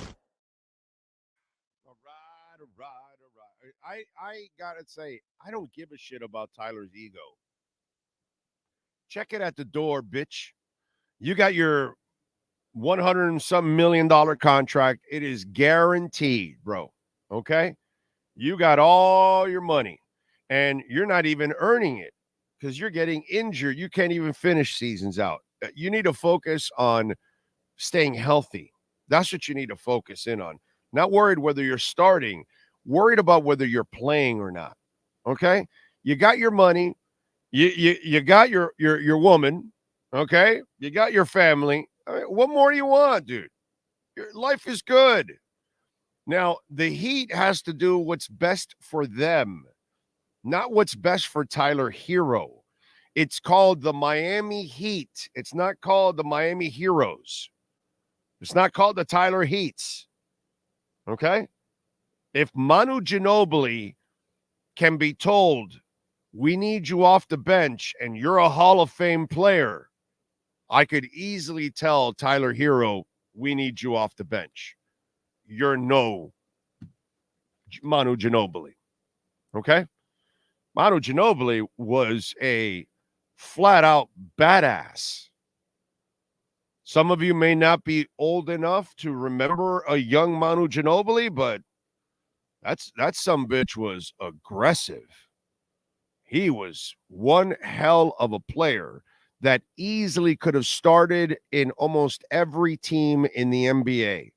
And Greg Popovich said, we need you off the bench. And he said, not a problem, coach. Let's do it.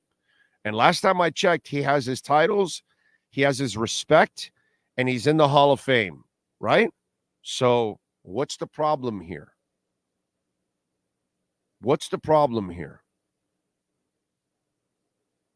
That would be my example to Tyler. Are you better than this guy? Because this guy's in the Hall of Fame. This guy's got a shit ton of championships. And they told him that they needed him off the bench. So why is it a problem for you and not him? And he's better than you. So I'm sorry, but the best thing for Miami is to put Tyler on the bench.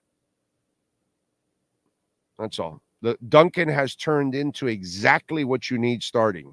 You need Duncan out there as much as possible because he's so dangerous. He's so consistent. And by the way, he's way more available than Tyler Herro is. Okay. There's my man, Ronnie Katz, Boca Jaw Surgery. Yeah. If you need any work, folks, make sure you call my guy, Ronnie Katz, big Dolphins fan. Big O, why not trade for DeRozan? Well, he's another 2-point player. That's the problem. DeRozan's not a 3-point shooter. And DeRozan's a fantastic scorer, but I would the problem with Miami is you need to add more 3-point shooters, not 2-point shooters. You have more than enough 2-point shooters. You need 3-point shooters, and DeRozan is not one of those. Manu was a beast. I hated when we played against that guy. Of course. Hell of a player. I would trade Herro for DeRozan. Yeah, but no, it's not exactly what they need. I get what you're saying. And remember, you don't have a lot left with DeRozan. He's up there in years. That would be the secret sauce to have Tyler off the bench, but he's too focused on being a starter instead of what's best for the team. I'm with you. Yeah, but I don't care what he's focused in on. That part I don't. I'm not here for your feelings, dude. I'm here to do what's best for the Miami Heat. That's what I would do if I'm Eric Spoelstra. You got to do what's best for the team, bro.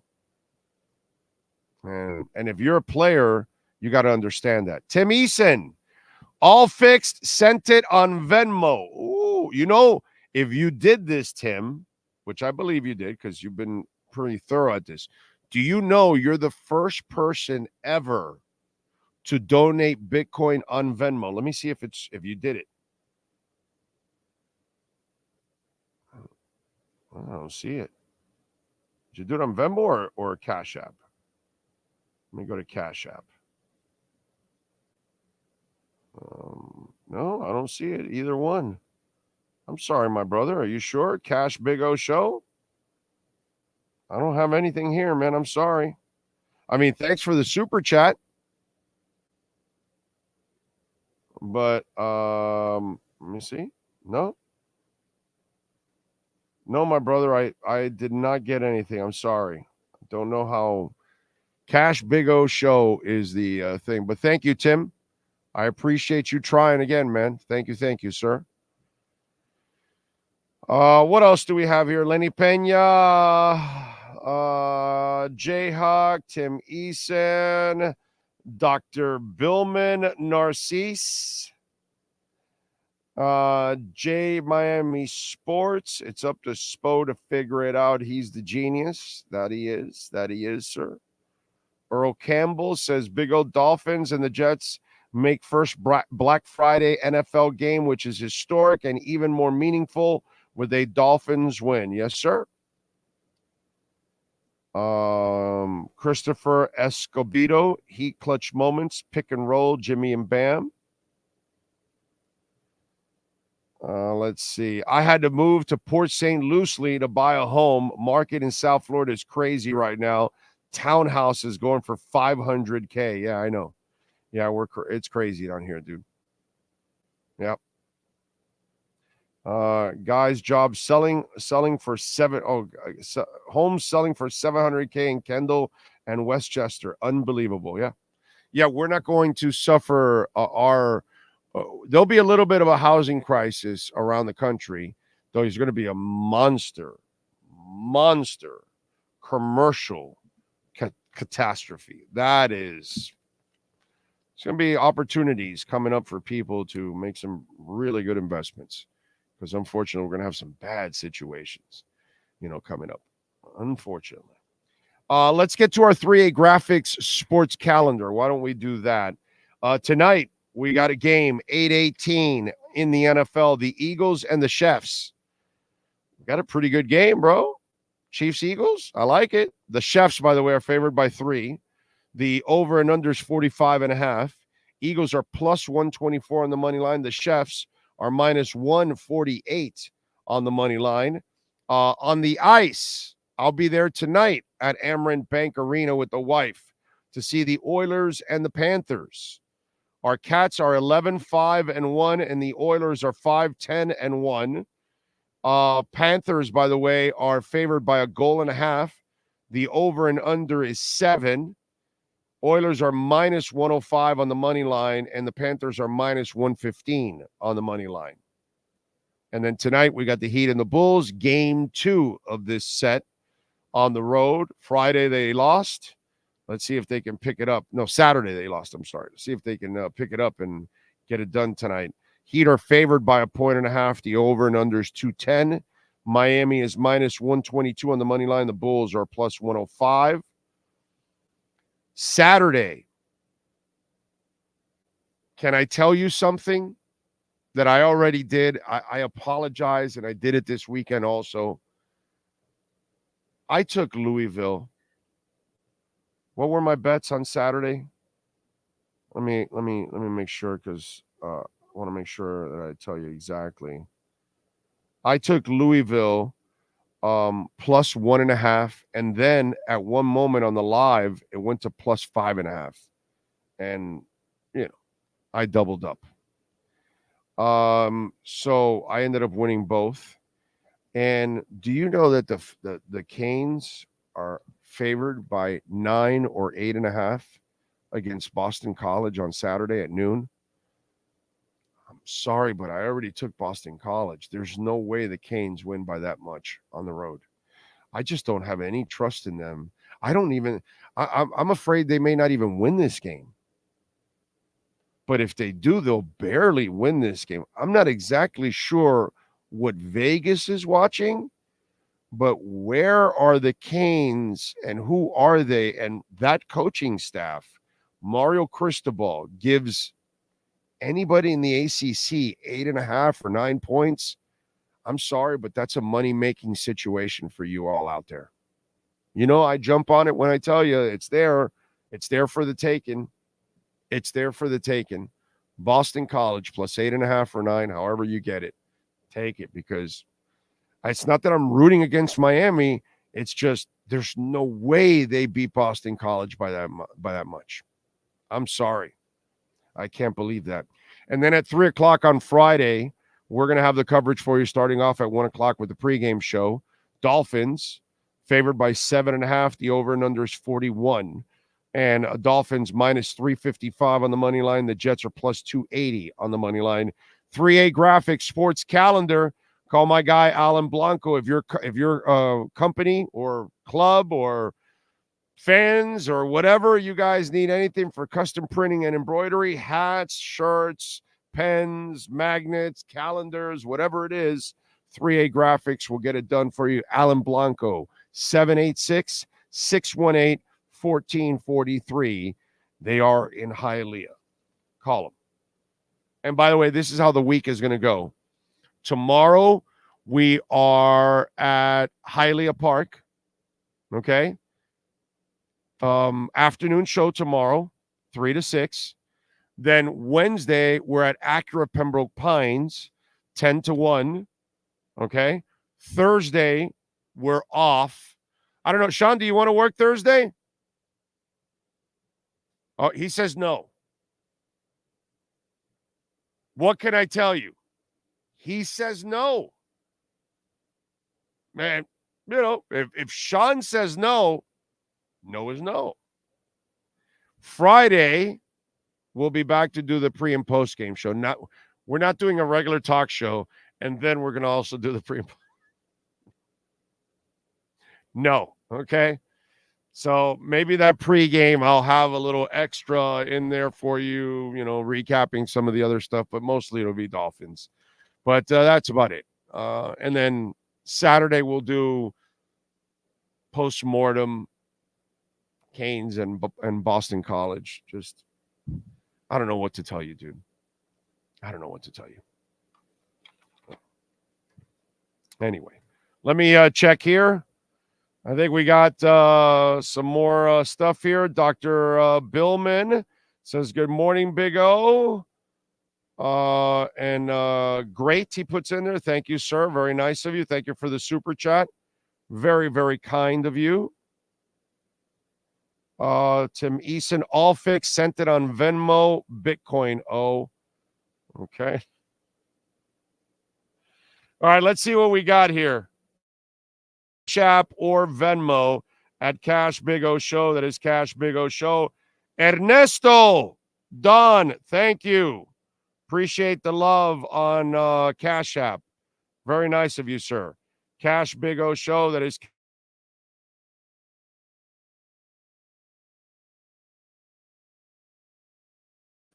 And that never came through on Venmo, my man. You know, nobody, you know, everybody's made, you know, the people that have made Bitcoin donations, they've all done it on Cash App. Okay? Throughout the history of the show.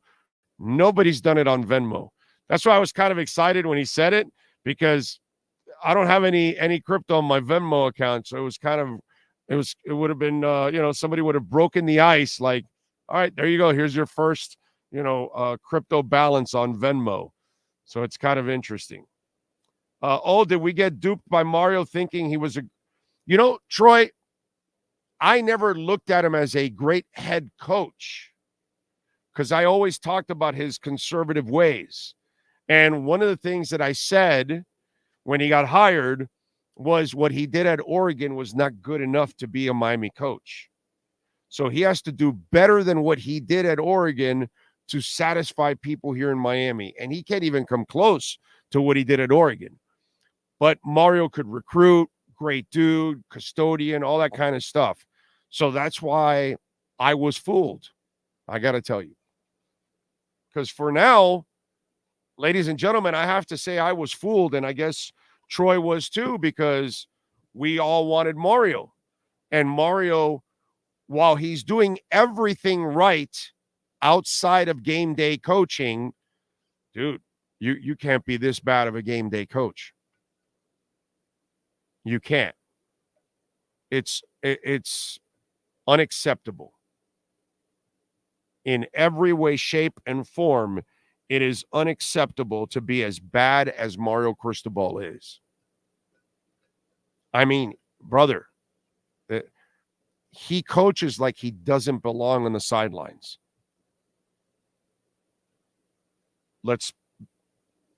Brutal honesty. Brutal honesty. I don't want Mario anywhere on the sidelines making coaching decisions. For what I'm watching, not at all.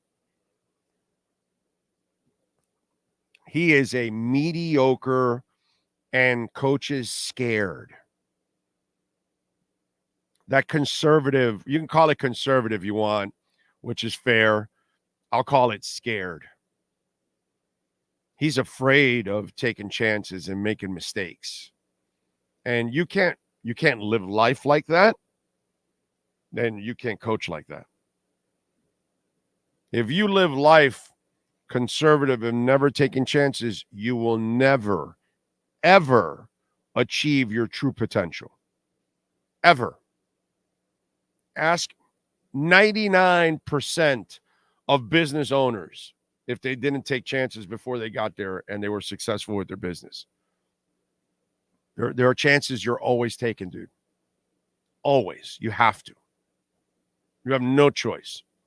I wanted to get the hell out of QAM to take a chance.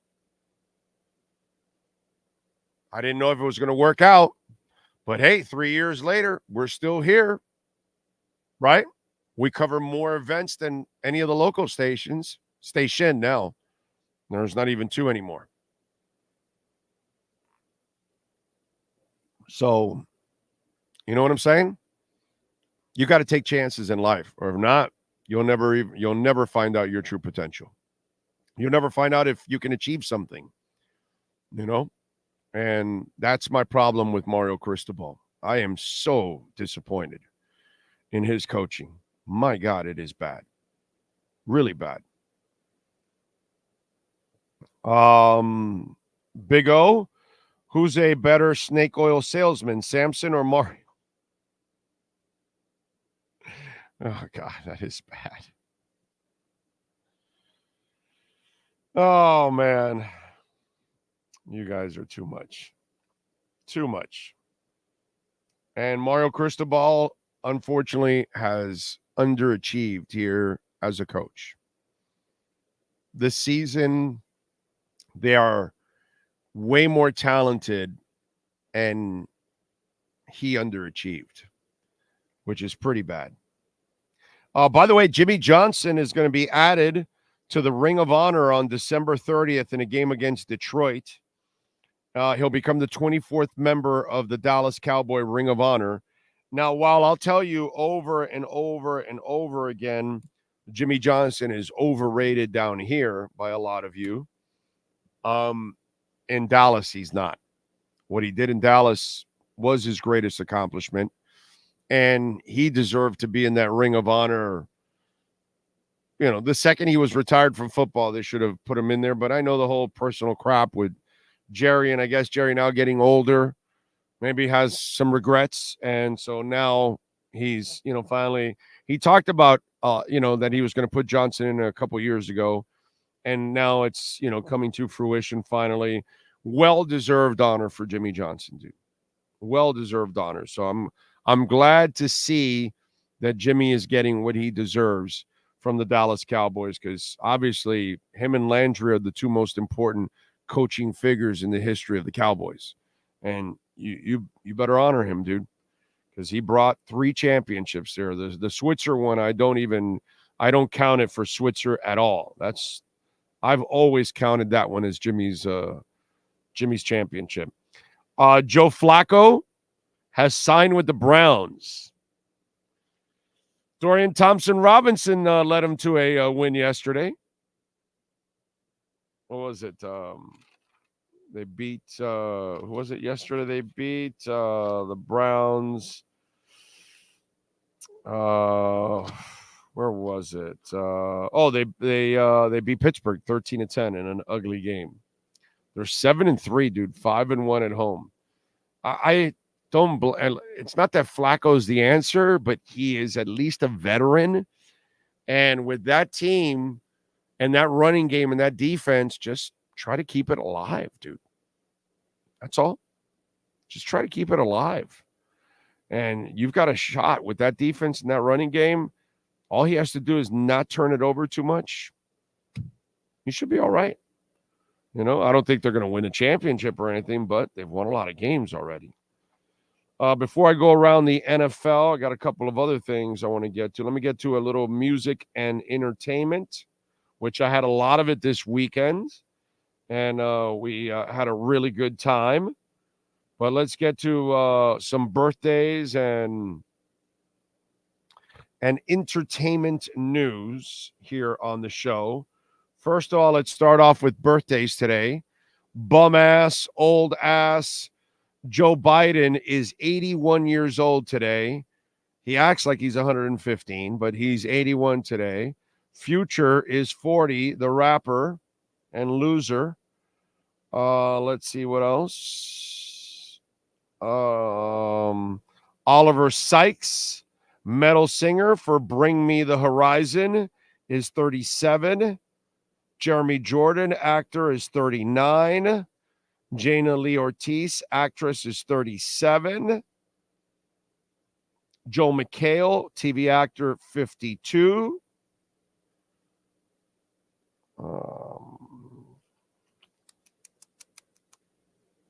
What else?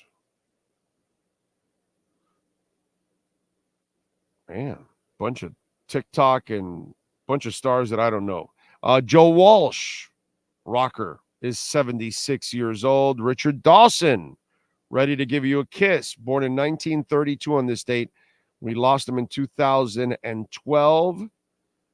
And Bo Derek, the original 10, is celebrating a birthday today. She is 67 years old. Now let's go with a little music history today. In 1973, on this date, The Who's Keith Moon collapsed during a performance in San Francisco after somebody spiked his drink with horse tranquilizer. A 19-year-old audience member fills in on drums for 3 songs.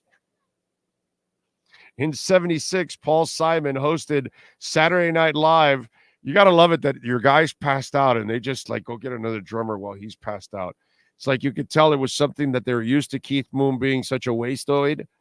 Anyway, Paul Simon in 1976 on this date hosted Saturday Night Live, where he performed Here Comes the Sun and Homeward Bound with George Harrison. Both Paul McCartney and John Lennon were in New York City watching the TV show. In 94 on this date, David Crosby received a liver transplant. In 2001 on this date, Kid Rock released his 5th album, Cocky. The record would go on to sell 5 million copies in America. In 2007, Velvet Revolver was forced to cancel a 4-city Japanese tour after the request for visas was rejected due to previous drug convictions. And that's what happened today in music history. How about that? There you go. All right. Some concerts this week. Tomorrow, Doja Cat is at the Kaseya Center, if you're in a Doja Cat. Sunday, Neo and Robin Thicke at the Hard Rock Live. And then AJ Croce is also on Sunday at the Parker Playhouse. He is the son of Jim Croce, and he sings Jim's songs, his dad's songs. He actually does a pretty good job. You may want to YouTube it first. If you're in the Jim Croce classics, you may want to YouTube AJ Croce. And he, we don't have Jim anymore. And why not?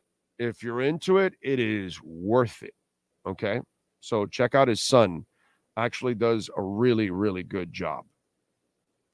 Let's go around the NFL a little bit. And obviously the Lions defeating the Bears. I got to tell you, man, Jared Goff, it's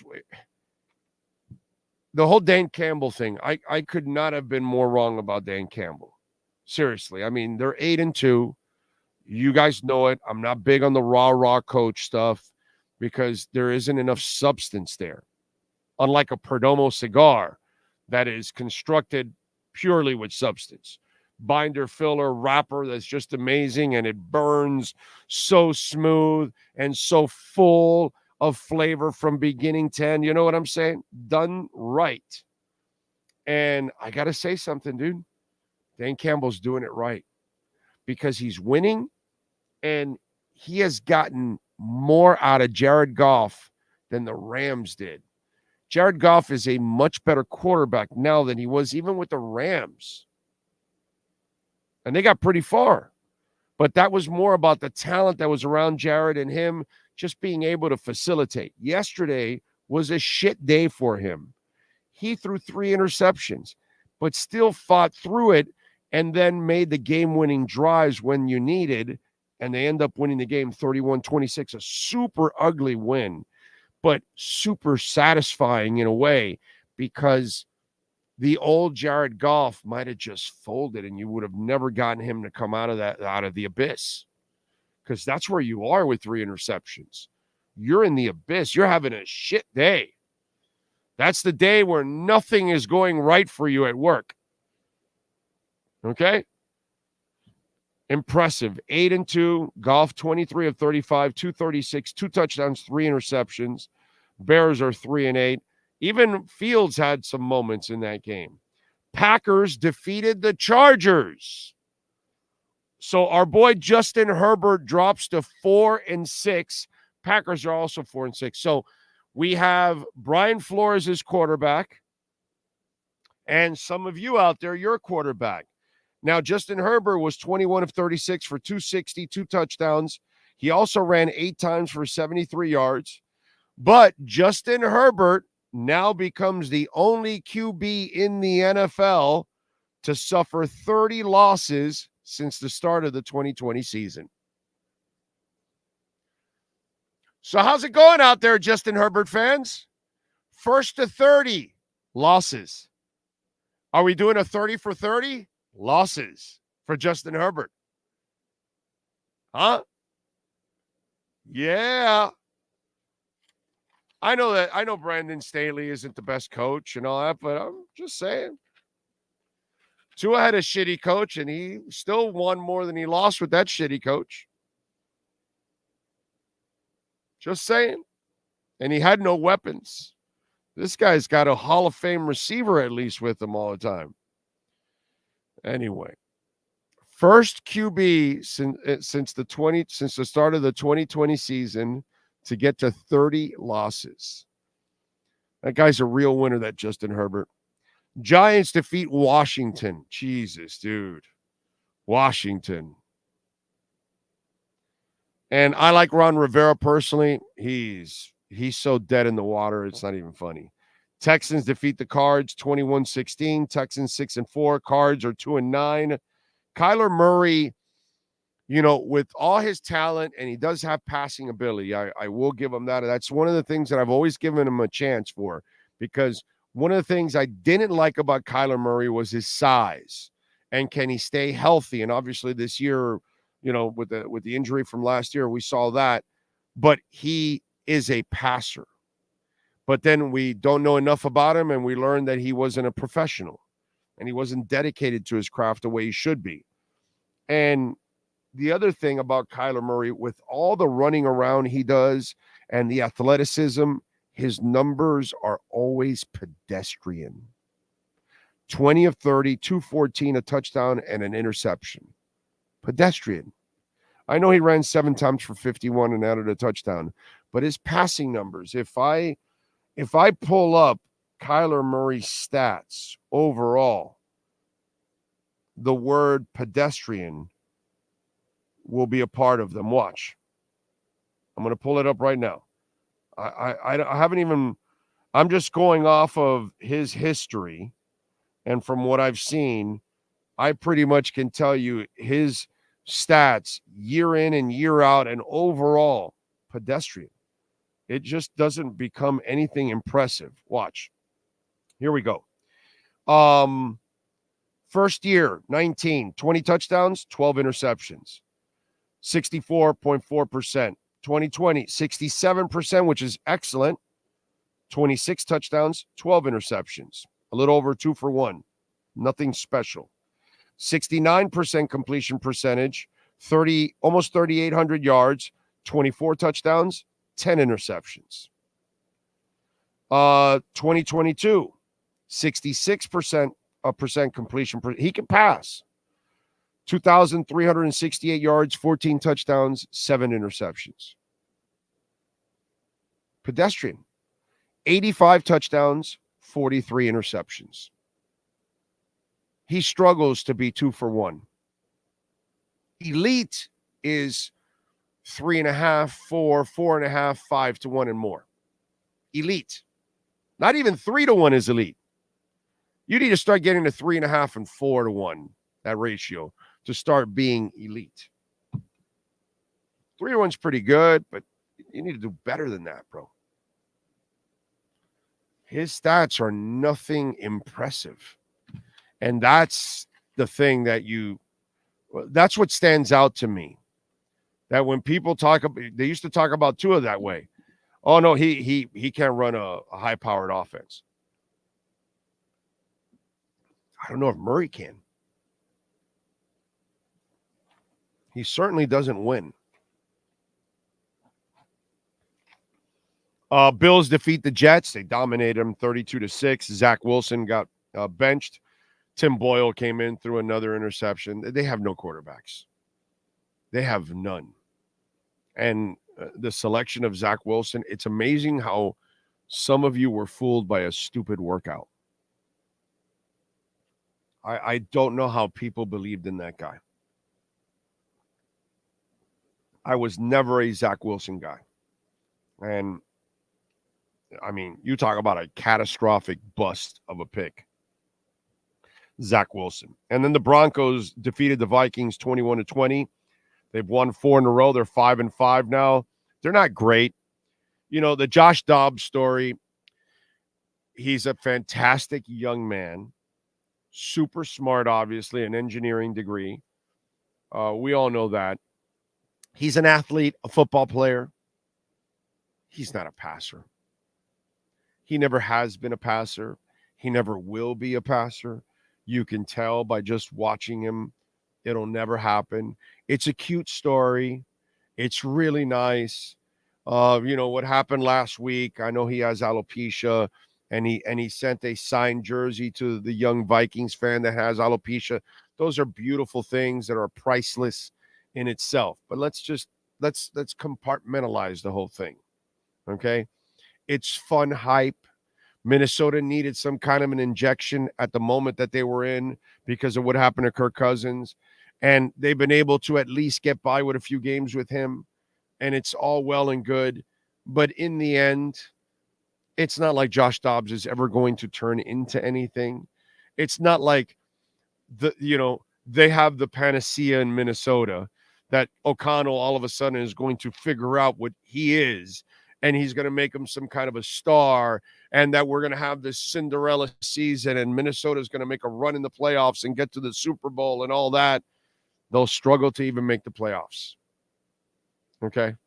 It's a nice story, but all you have to do is watch him long enough, and if you're honest with yourself, Josh Dobbs is not an NFL starter now, last year, next year, 5 years from now. God bless him. He's chasing his dream, and he is able to realize his dream and try to find out if he's good enough at that level. And I give him more credit than Mario Cristobal, because Josh Dobbs is never afraid of failing, unlike Mario Cristobal, who is terrified of failing. So to that, I will say Josh Dobbs is an inspiration for all of us to keep our dreams alive. But in the end, There's no franchise quarterback being discovered here.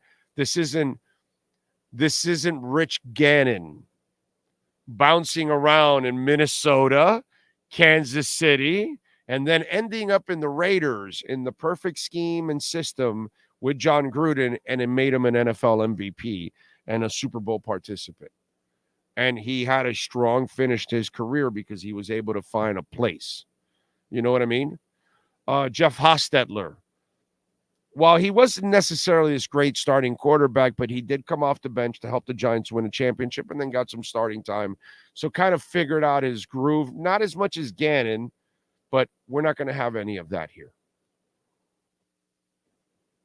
Some of you are too young to understand what I'm talking about because you never lived it or experienced it. But those of you that are old enough, you know what I'm talking about. We're not seeing that from Josh Dobbs. It's not going to happen here. Okay? It's a great little story, and it's fun. God bless him. Good young man, obviously. When sports and business collide, oh, baby, we like doing something called the KSDT CPA, Sports Business Report.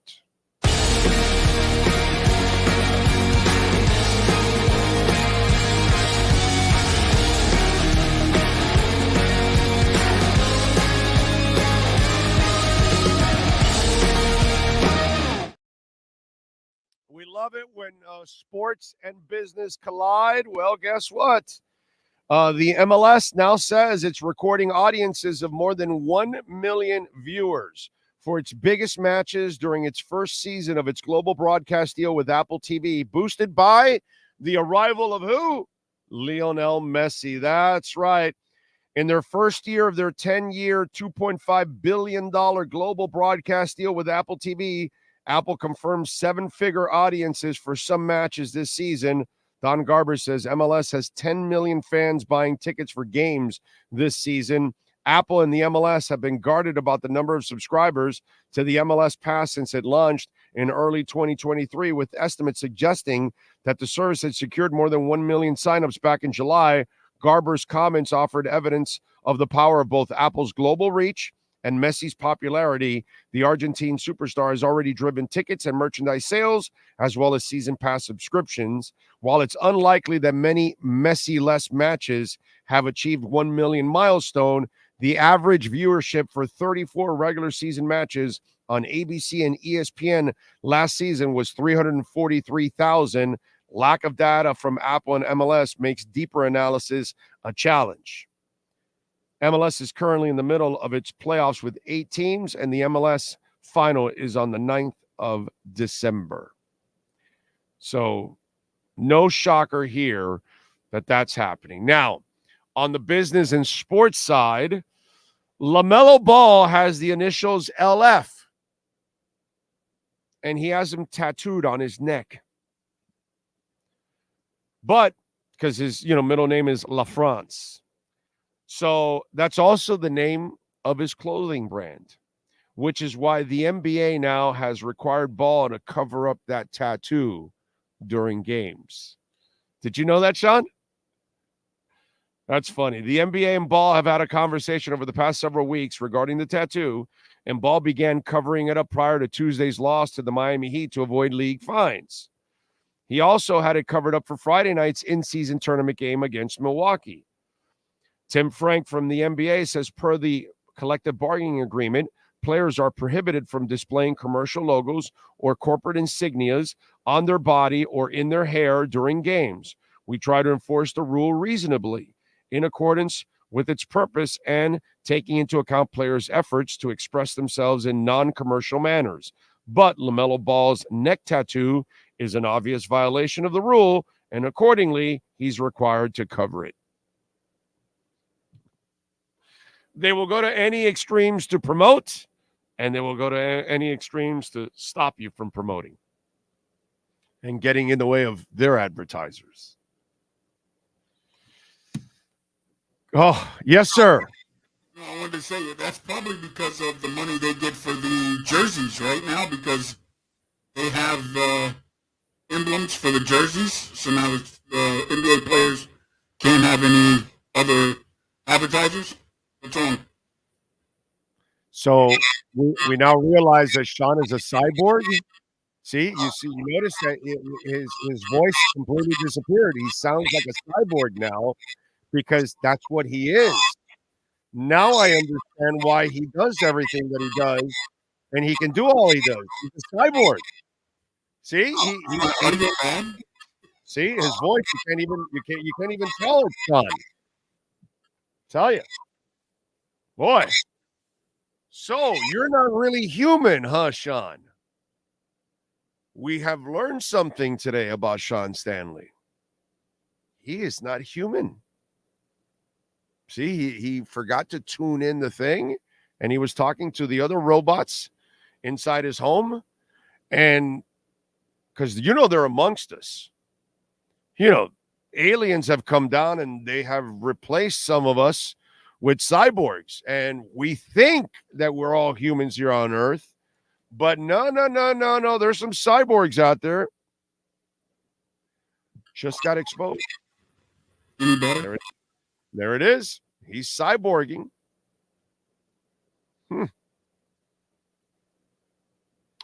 I think somebody call Area 51 in the military. Send them over to Sean's house. Something's going on here. I don't know. I'm a little nervous now. I got to tell you.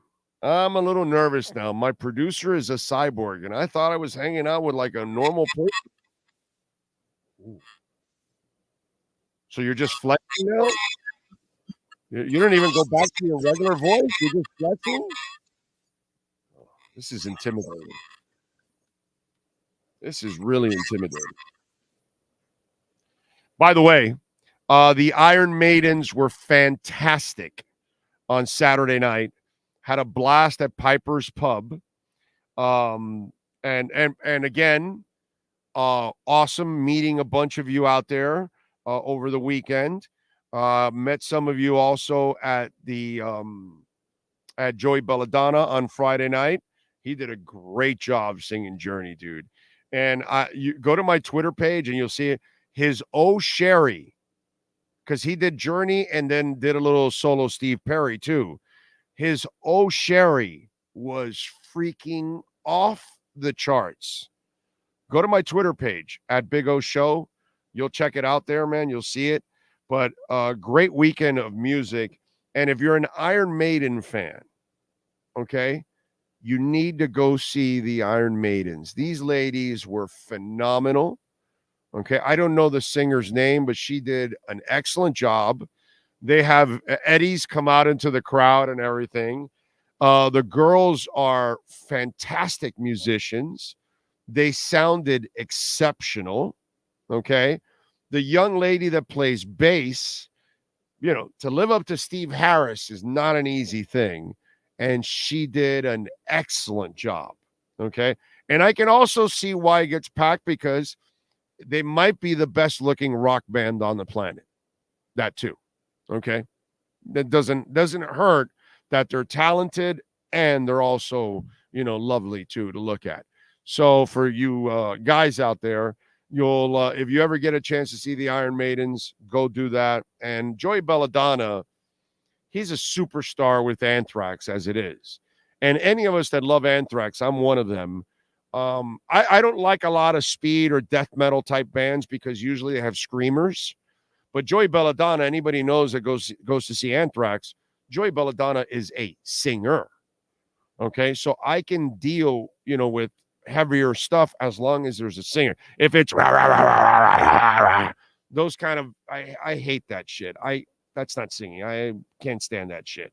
But Belladonna, brother, that guy's gifted. And by the way, he also said he's coming back on tour with a whole Ronnie James Dio Black Sabbath tour. And anybody that goes to an Anthrax concert, they will always play one Ronnie James Dio song. And that's because Joey Belladonna does a freaking excellent Ronnie James Dio. So the fact that he's going to do some Dio and Black Sabbath, I'm telling you, if Joey comes back to town, which I hope he comes back to Piper's Pub or somewhere else, whatever, I will definitely be there to see Joey Belladonna do that set. And if you're a Dio Sabbath fan, I encourage you, okay? I implore you. I'm telling you, you will love Joey's version since we don't have Dio anymore. Can't beat that. Cyborg Wrestling. Yep. That's what's going on. Yep. Sean sounds like Kraftwerk. Uno, dos, tres, cuatro. Sean the Terminator. Yeah, we can't piss off Sean anymore. Now we now know he's a cyborg. You can't defeat cyborgs. Luke, I am your father.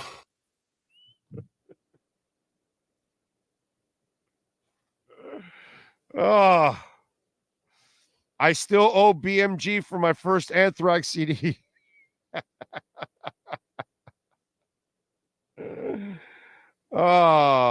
Just think the playoffs can come through Miami. No one would want to come to our house and play. Would be nice, man. Would be nice. Keeps hacking your feed, Big O. Wonder why. Oh, well, what can I tell you, my brother? Are you going on the Creed cruise? Probably not, but when is it? I don't even know when it is, what bands are on it, because I like Creed, but it all depends on what else is there. But I haven't thought about it at all. I don't know. I'm dying to go on one of those music cruises, but I want to work it also. Like, I want to take Sean with me. And apparently Sean told me there's a rock wrestling cruise. Like, those are the kind of, I don't want to do stuff like that so that we can interview them at the same time and then, put it on the platform for you guys. That would be cool if we can do stuff like that. So I got to figure it out that way. You got to contact their media people and see if they're willing to do it and all that, I have seen Zach Sabbath. Yes, I have. I love Zach Wild. God. I've seen him with Black Label. I've seen Zach Sabbath. I've seen him with Ozzy. I've seen Zach Wild in every way, shape, and form, dude. I saw him with Pantera. I've seen Zach Wild everywhere, bro. I love Zach Wild. Zach Wild is one of the 5 best showmen in the world right now when it comes to guitar. He's a great guitarist, obviously. But I'm telling you, as a showman, he might be number 1, but he's easily top 5. Okay? You put it up here.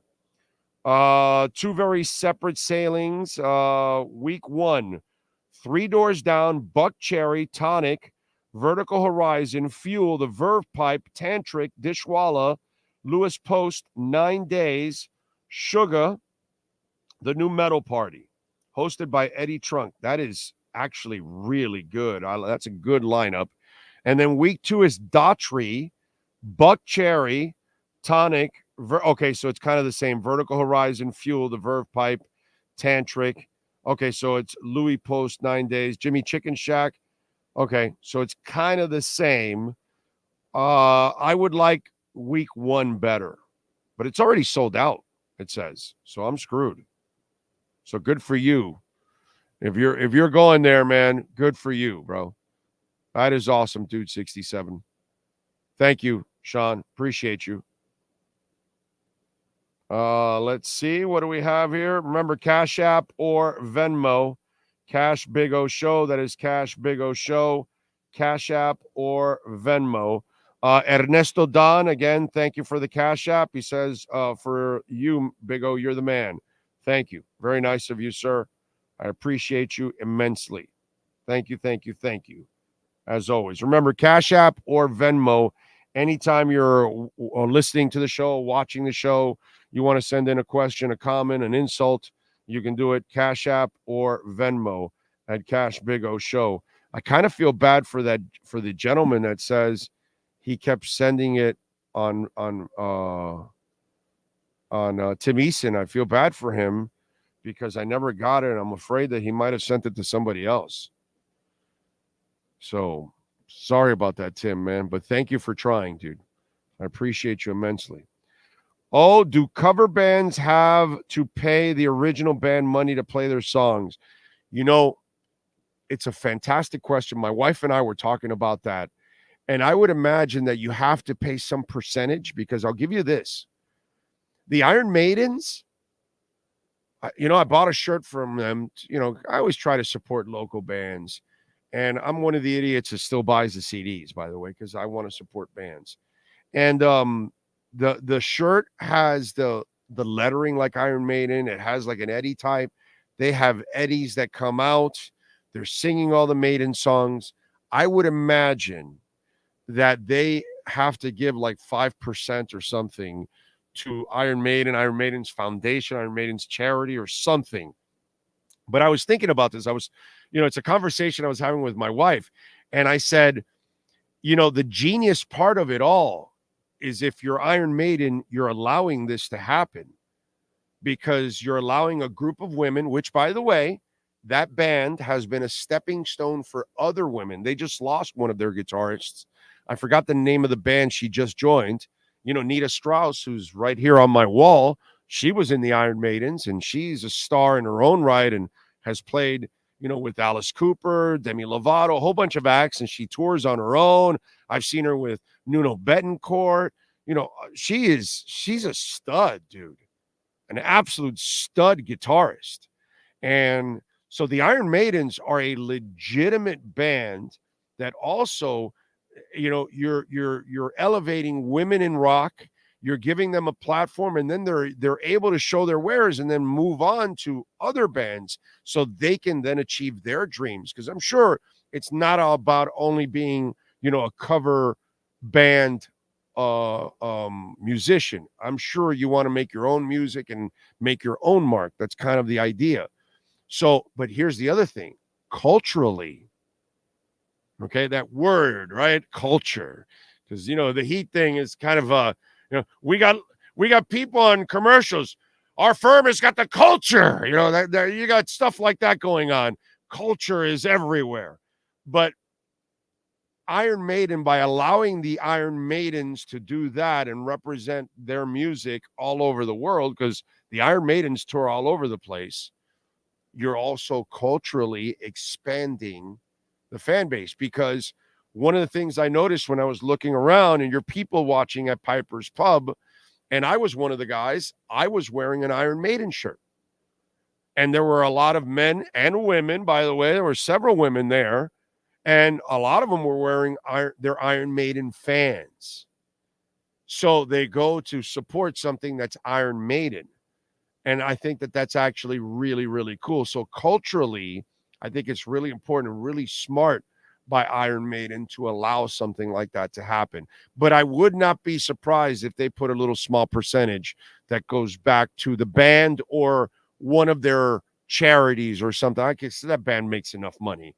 They don't need the money from the Iron Maidens, but maybe they force them to make a percentage donation to some kind of charity or something. Because I could see Iron Maiden doing something like that. I don't think they care about their money per se, because they make more than enough. I mean, Iron Maiden alone in merchandising probably makes a sick amount of money because, like Kiss, they are one of the best marketed brands in all of music. So I would imagine that there's a little something to that. Big O's Rock and Roll Wrestling Cruise. There we go. I handle the rock, and then the cyborg handles the wrestling. So, Big O, what's harder to defend? Mario not taking a knee or Dems defunding the police?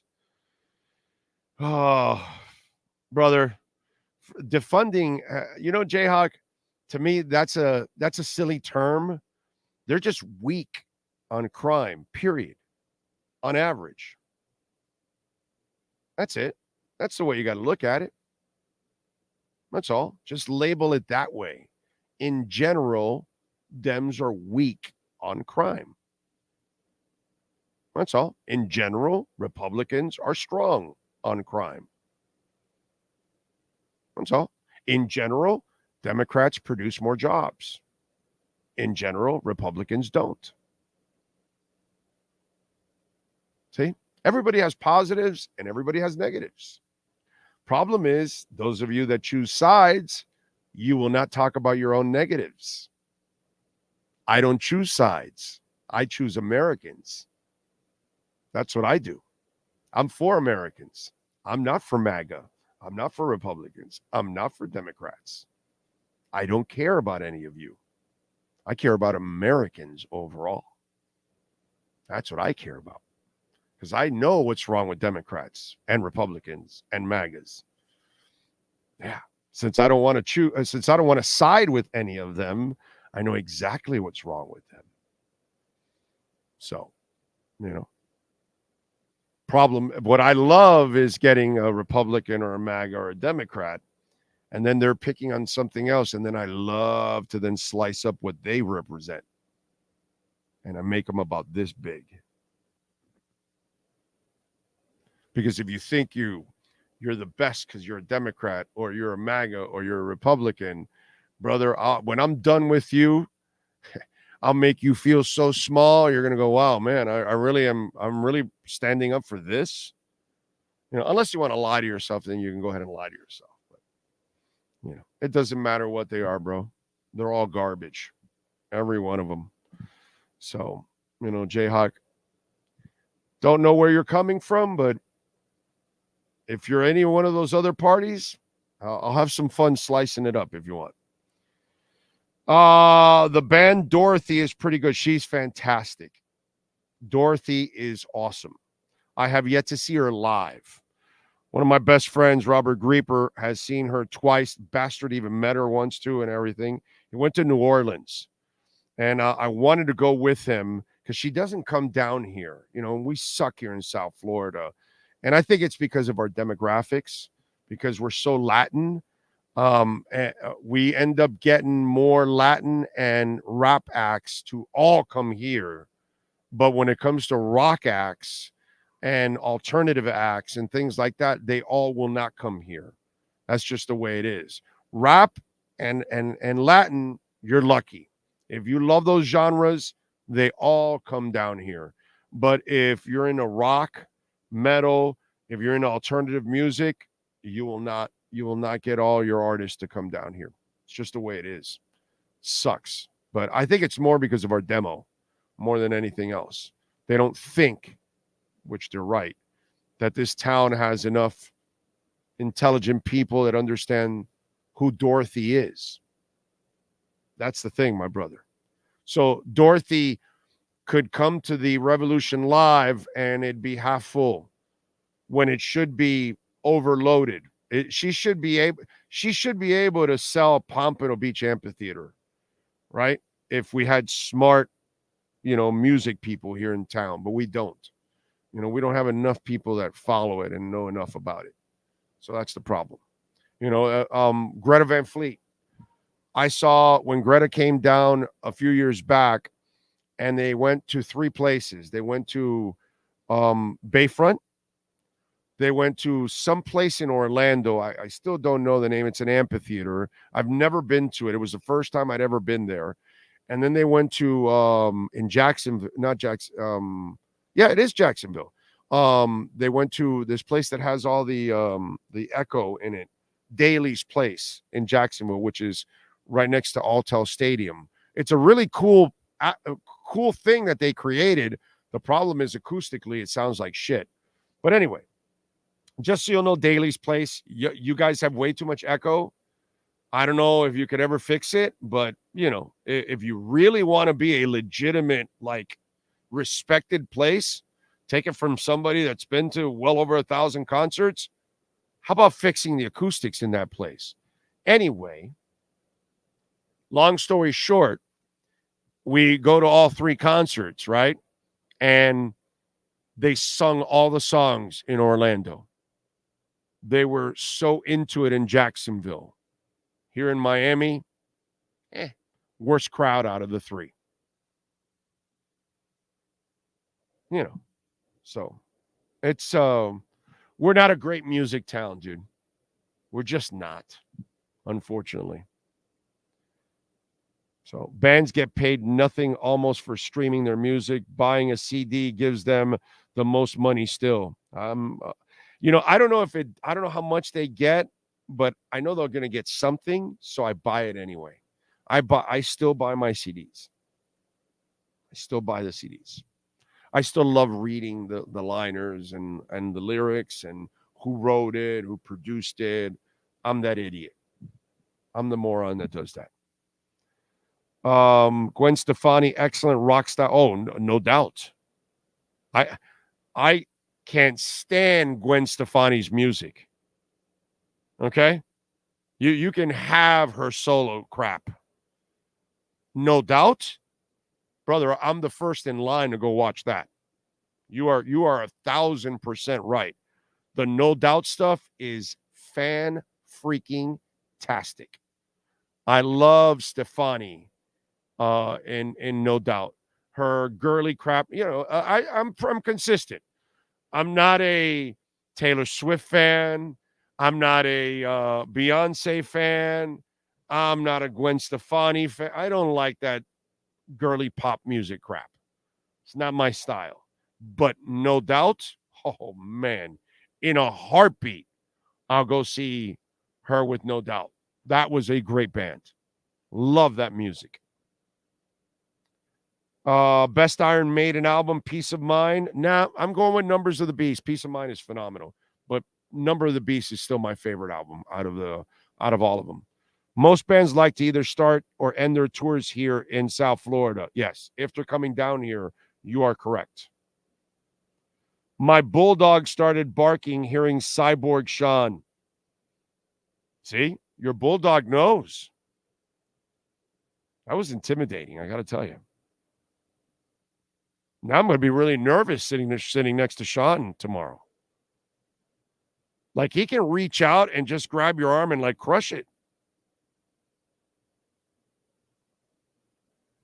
Wow. Let's see.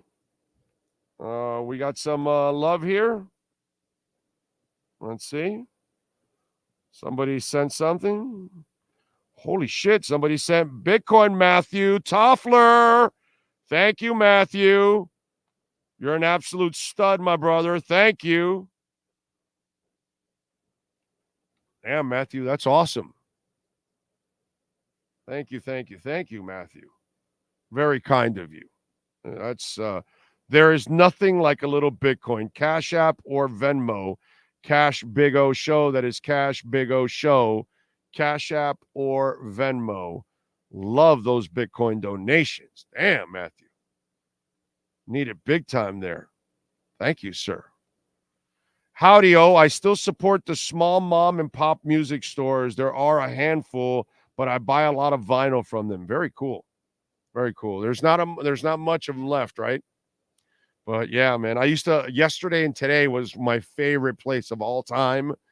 Back in the day, there on Bird Road, they always had all the things that I needed, and they had it, right when everything was released and stuff that was hard to find.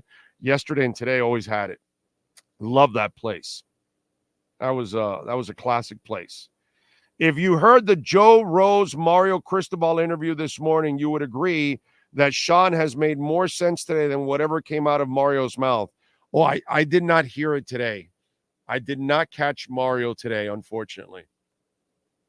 How is the cliche meter going on it? I feel terrible for Joe Rose, actually, because I can't imagine. What more do you ask this guy anymore? You know what I mean? And trying to be as nice as possible, because it's the whole flagship station crap. Because he really can't go out after Mario. Not that he really wants to anyways. I don't think any of us really, Mario doesn't deserve that. Not yet, at least. I'm still in Mario's corner. I'm not happy with him. I think he's a mediocre coach right now from what I'm seeing, but I'm not going to give up on the man yet. I'll give him his fair share, his time. But I need to see something drastic by the end of next year. If I don't, year 4 is the one that I'm like, yeah, this thing needs to end soon. I'm telling you. I heard on the radio the other day that bands' royalties are on CDs are equivalent to 100,000 streams. Wow. Well, I'm definitely going to keep buying CDs, my brother. Definitely. I will, as long as it's a band that I love, I will buy their CD. Bitcoin, that there is the gift that keeps on giving the whole year. Wait, that jelly of the month club, Bitcoin gives forever. Damn right. Damn right. Thank you, Resolute Graphics. You are correct, sir. Big O, you mean Sean is a cyborg like LeBron? Yes. Yes. He got exposed today on the show. I'm better than LeBron. See? He's even better than LeBum. So Cyborg Sean is there. Where are we at on crypto right now? Where are we at right now? What's going on in the world of crypto? Immutable X still kicking some serious freaking ass. Let's see. Ethereum up almost 3%. ADA up 2.5%. VeChain up 3.5%. HBAR up 7%. It's getting over 6.5 cents. Nice. Chainlink up 5%. Illuvium is up 10%. It's up to almost $105. It was like 108, 107. When it was down at 38 and 40 and $42. I told you. Illuvium. Gala up 6.5%. Jasmy up almost 4%. Immutable X just up over 1%, but it's at $1.34. Shit was down at it was at 44 cents. Immutable X is up 159% in the last 30 days. Avalanche is up 135% in the last 30 days. Chainlink is up 104% in the last 30 days. But hey, crypto's not real. It's really not going anywhere, It's fake. It's a Ponzi scheme, that crypto stuff. And Bitcoin is, holding strong at 37,000. It's a beautiful thing. Hunter Butler, Sean says, I am Iron Man. Little Black Sabbath for you all out there. Hunter Butler chiming in with a strong Black Sabbath line for Sean. Because you could actually do that, Sean. You could do the beginning of Black Sabbath, I am Iron Man.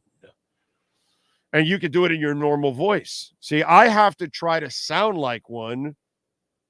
You, sir, are one.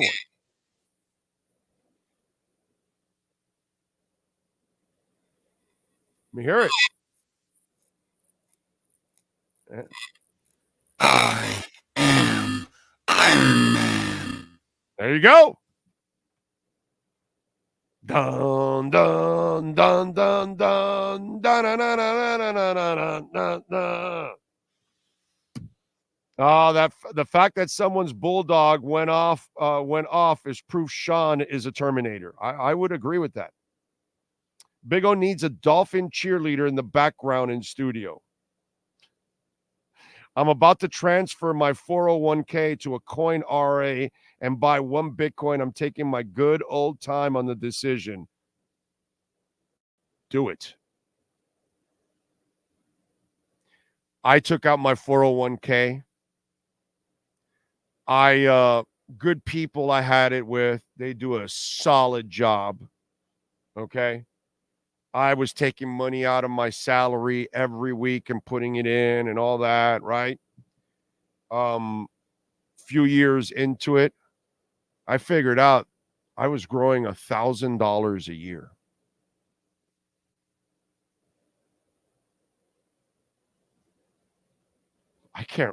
That's not going to help me. At the rate of inflation, not going to help me. Bitcoin, if you would have bought it at 16, 18, 20,000, 11 months ago, you would have doubled your money. If you would have bought $1,000 of immutable X at 44 cents, at 50, at 60 cents, it's at $1.34 now. If you would have gotten your whole IRA and Ethereum was down to 900 and 1,000, 1,100, 1,200, it's at 2,000 now. The math is simple because all those other areas, they've grown already. This is brand new. This is growing from scratch, is what I'm trying to explain to people. This is the brand new secured internet. So they're all going to move over. I've been telling you about Chainlink for 2 years now. It's the number one oracle on the blockchain. And in order for a company to move from the internet to the blockchain, they're going to need an oracle to transfer all the information. And guess what's the number one oracle on the planet? Chainlink. They dominate. I've been telling you guys. And it went all the way down to the $5 range. And it's now at $15. And it's going to go to 100. That's my prediction. I'm not a financial advisor. But right now, if you got in $5, $6, $7, $8 and it's at $15, $16, you're making a shitload of money depending on how much you can afford. So how am I going to go to a 401k when I'm making $1,000 a year on my investment? So over a 9-year period, I gained $9,000. I said, I got to get out. And I looked at what was going on in crypto, and it's not even close.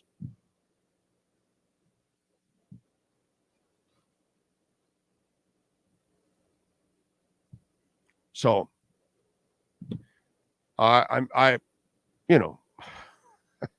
it's here already. And I've been telling you for over 2 years. I can only say so much. I'm not a financial advisor. Do your own homework and figure it out yourself. But eventually you're going to go, that son of a bitch was right.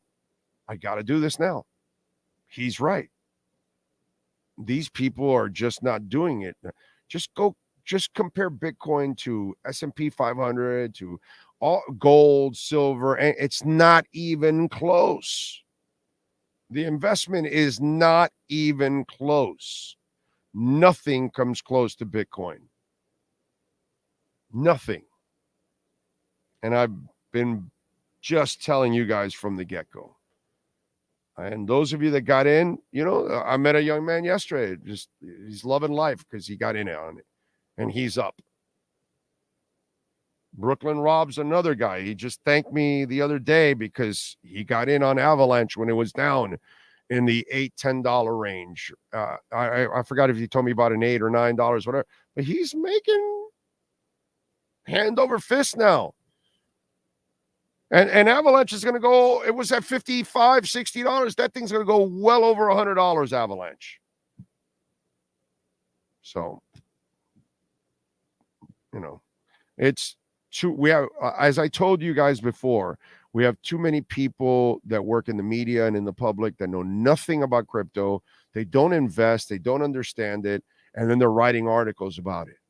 And, if you really don't invest and really don't know about it, I can't trust you. I can't trust anybody that really is not involved in it because they don't know about it, and there's been too many people that have closed their eyes and have just shunned it without actually understanding it.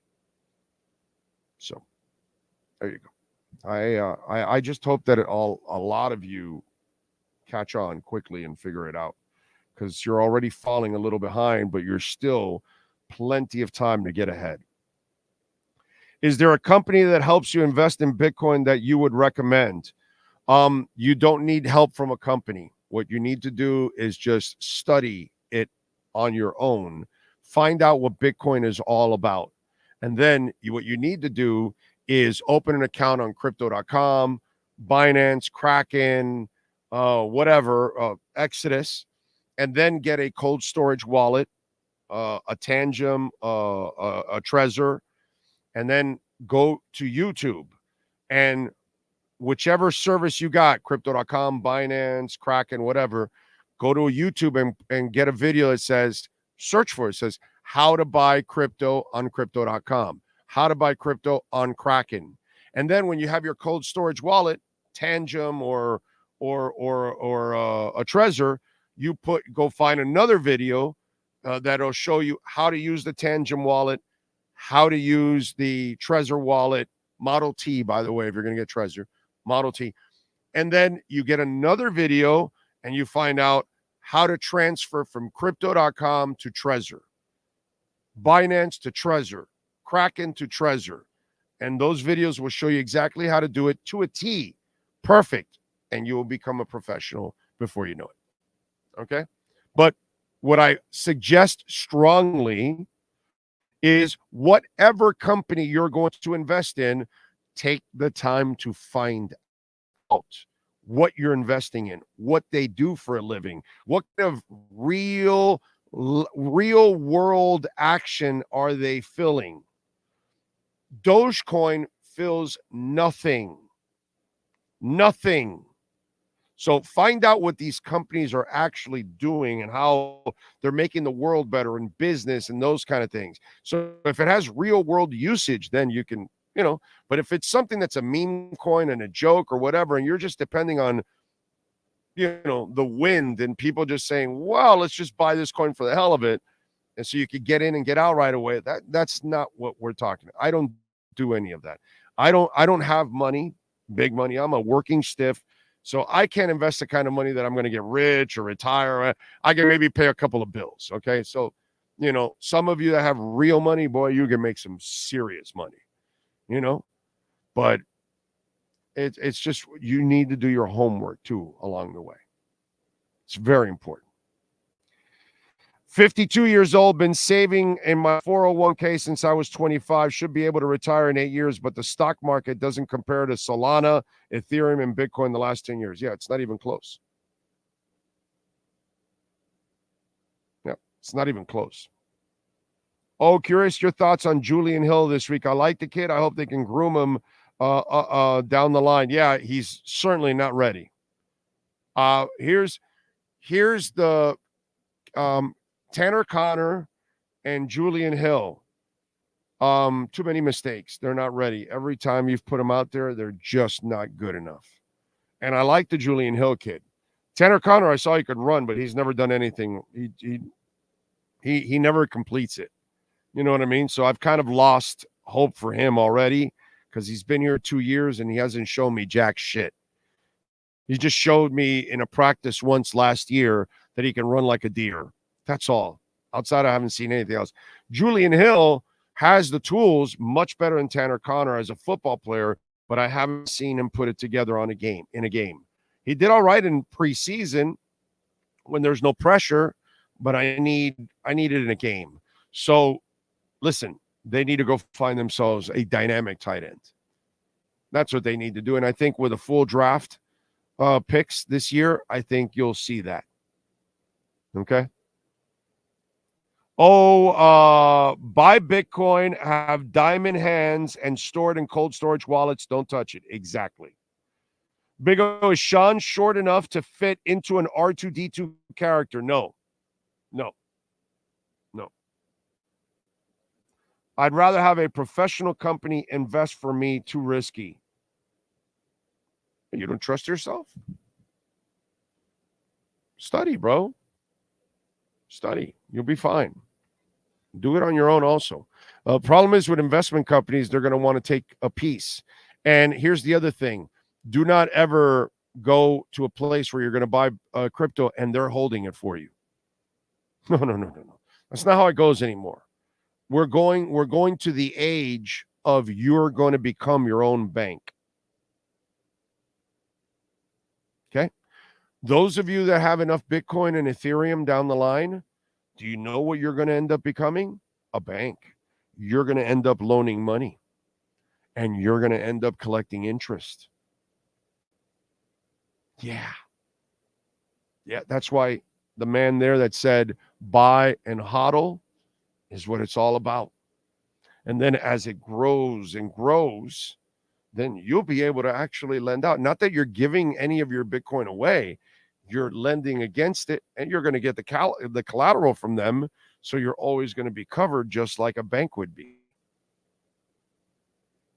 So this is, I don't think people realize the direction that we're going in.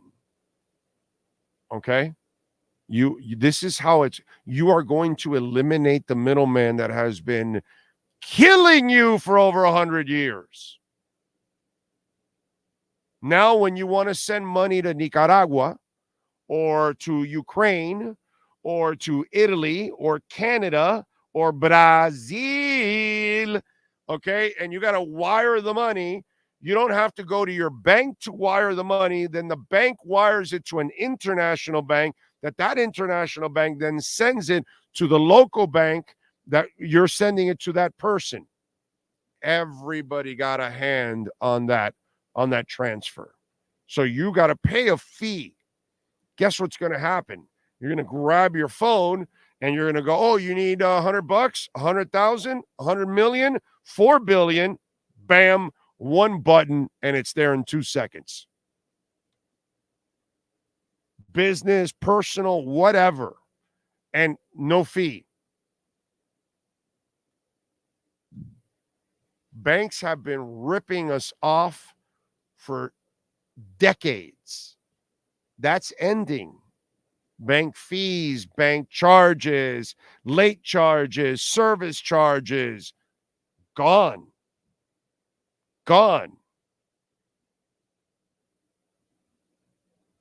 It's coming. I get it. We're in such early stages. Most of you aren't even thinking about this. Okay? I'm playing chess right now. I'm way ahead of all this crap. But because I already understand it, it's been explained to me. I see what's coming. And so hopefully you all will, those of you that haven't wanted to believe, what can I tell you? Argentina's new president. Look, politics aside, there's probably stuff I disagree with him or whatever, but I can tell you this: Bitcoin will become legal currency there in Argentina, just like in El Salvador. He's going to do the same thing that the other guy did. They're going to start purchasing Bitcoin for their reserves. Okay. And you're going to see that country obviously use the dollar for now and use Bitcoin big time. He is huge into Bitcoin. So you're going to watch Argentina now. And a lot of these bigger countries now, because their fiat currency is dying all over, just like ours, they're all going to switch to Bitcoin. It's coming. Whether you like it or not, whether you believe me or not, it's happening. But if you get in on it now, you're going to get in way ahead of everybody else, and your money is going to grow a lot faster than the person that gets in on it 6 months from now, a year from now, or 4 years from now. When they're buying 4 years from now, when they're buying Bitcoin at $300,000, $500,000, $700,000 a coin, and they're buying a little sliver for thousands and thousands of dollars, when you can buy that little sliver now for just hundreds. It's up to you, man. It's up to you. So it's all up to every one of you out there. But the new president for Argentina is just going to help fast track all of this. The ETFs are just going to fast track all. The ETFs are the bomb that none of us expected. We all were waiting for April and the halving, and that's when, you know, the Bitcoin and the crypto market is going to take off. It's already taking off because of the ETFs. And on January 10th, they will approve all of them, because that's what they're doing now. They're making sure everybody dots all their I's and crosses all their T's, and the SEC is making sure that everybody is aligned with the same. And then on the 10th, they're going to approve all of them. And the amount of buying that's going to happen in the Bitcoin by those companies, it's going to be sick. So those of you that purchase Bitcoin before the animals take over, because they're going to dominate. They're going to dominate. And then the average person a year from now and 10 years from now will never be able to own a Bitcoin because it's going to be way too expensive. All right. Dolphins defense will score as many or more TDs than the Jets offense. Let's hope so. I just got Kraken, deposited 50. Should I buy all of it in Bitcoin? Buy it all in Bitcoin. Right now, I would buy anything and everything I can in Bitcoin right now. Bitcoin and Ethereum. Load up. That's all I'm going to tell you. Keep loading up on Bitcoin and Ethereum. Do not stop. That's what I would tell you. What else? Oh, by the way, yesterday, it was on display. Watching what was going on that defense and watching Jalen Ramsey intercept pass after pass was a beautiful thing, dude. But more importantly, okay, it put on display Chris Grier. Because now you've got a wicked secondary. Okay, you've got two awesome corners. Even though I don't think X is what he's been in the past, but he's still good. And then you've got Javon Holland, obviously. But Chris Grier was on display yesterday. Because your team is 7-3. It's the best talent you've had since the early 90s. Jalen Ramsey has proven, 3 games, 3 interceptions, right? Has proven to be the difference maker that you needed on this unit, because things have completely changed overall with him in there. And what I love is, and I think we don't talk enough about this, because it's so easy to pick, like, you're 7-3, you got a franchise quarterback, you got your best head coach you've had since Shula. This is the best start you've had in 20 years, right?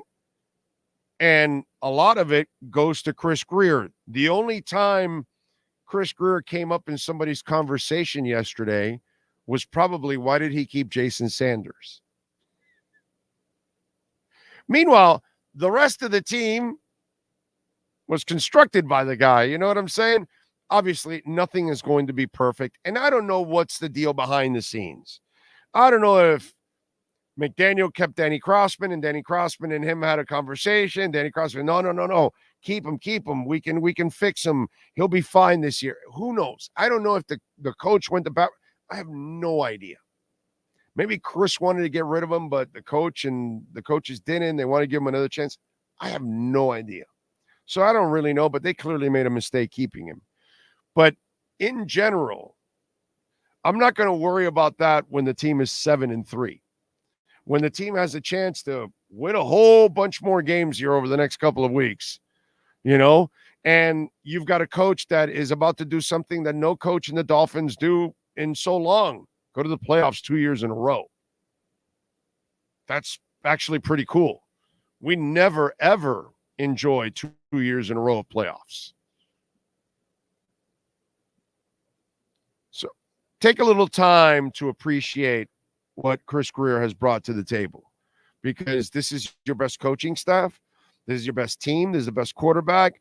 This is the best start you've had in 20 years. There's a lot of really good things happening. but make sure that you don't go underappreciating the fact that Chris Grier is the reason why all of this is happening.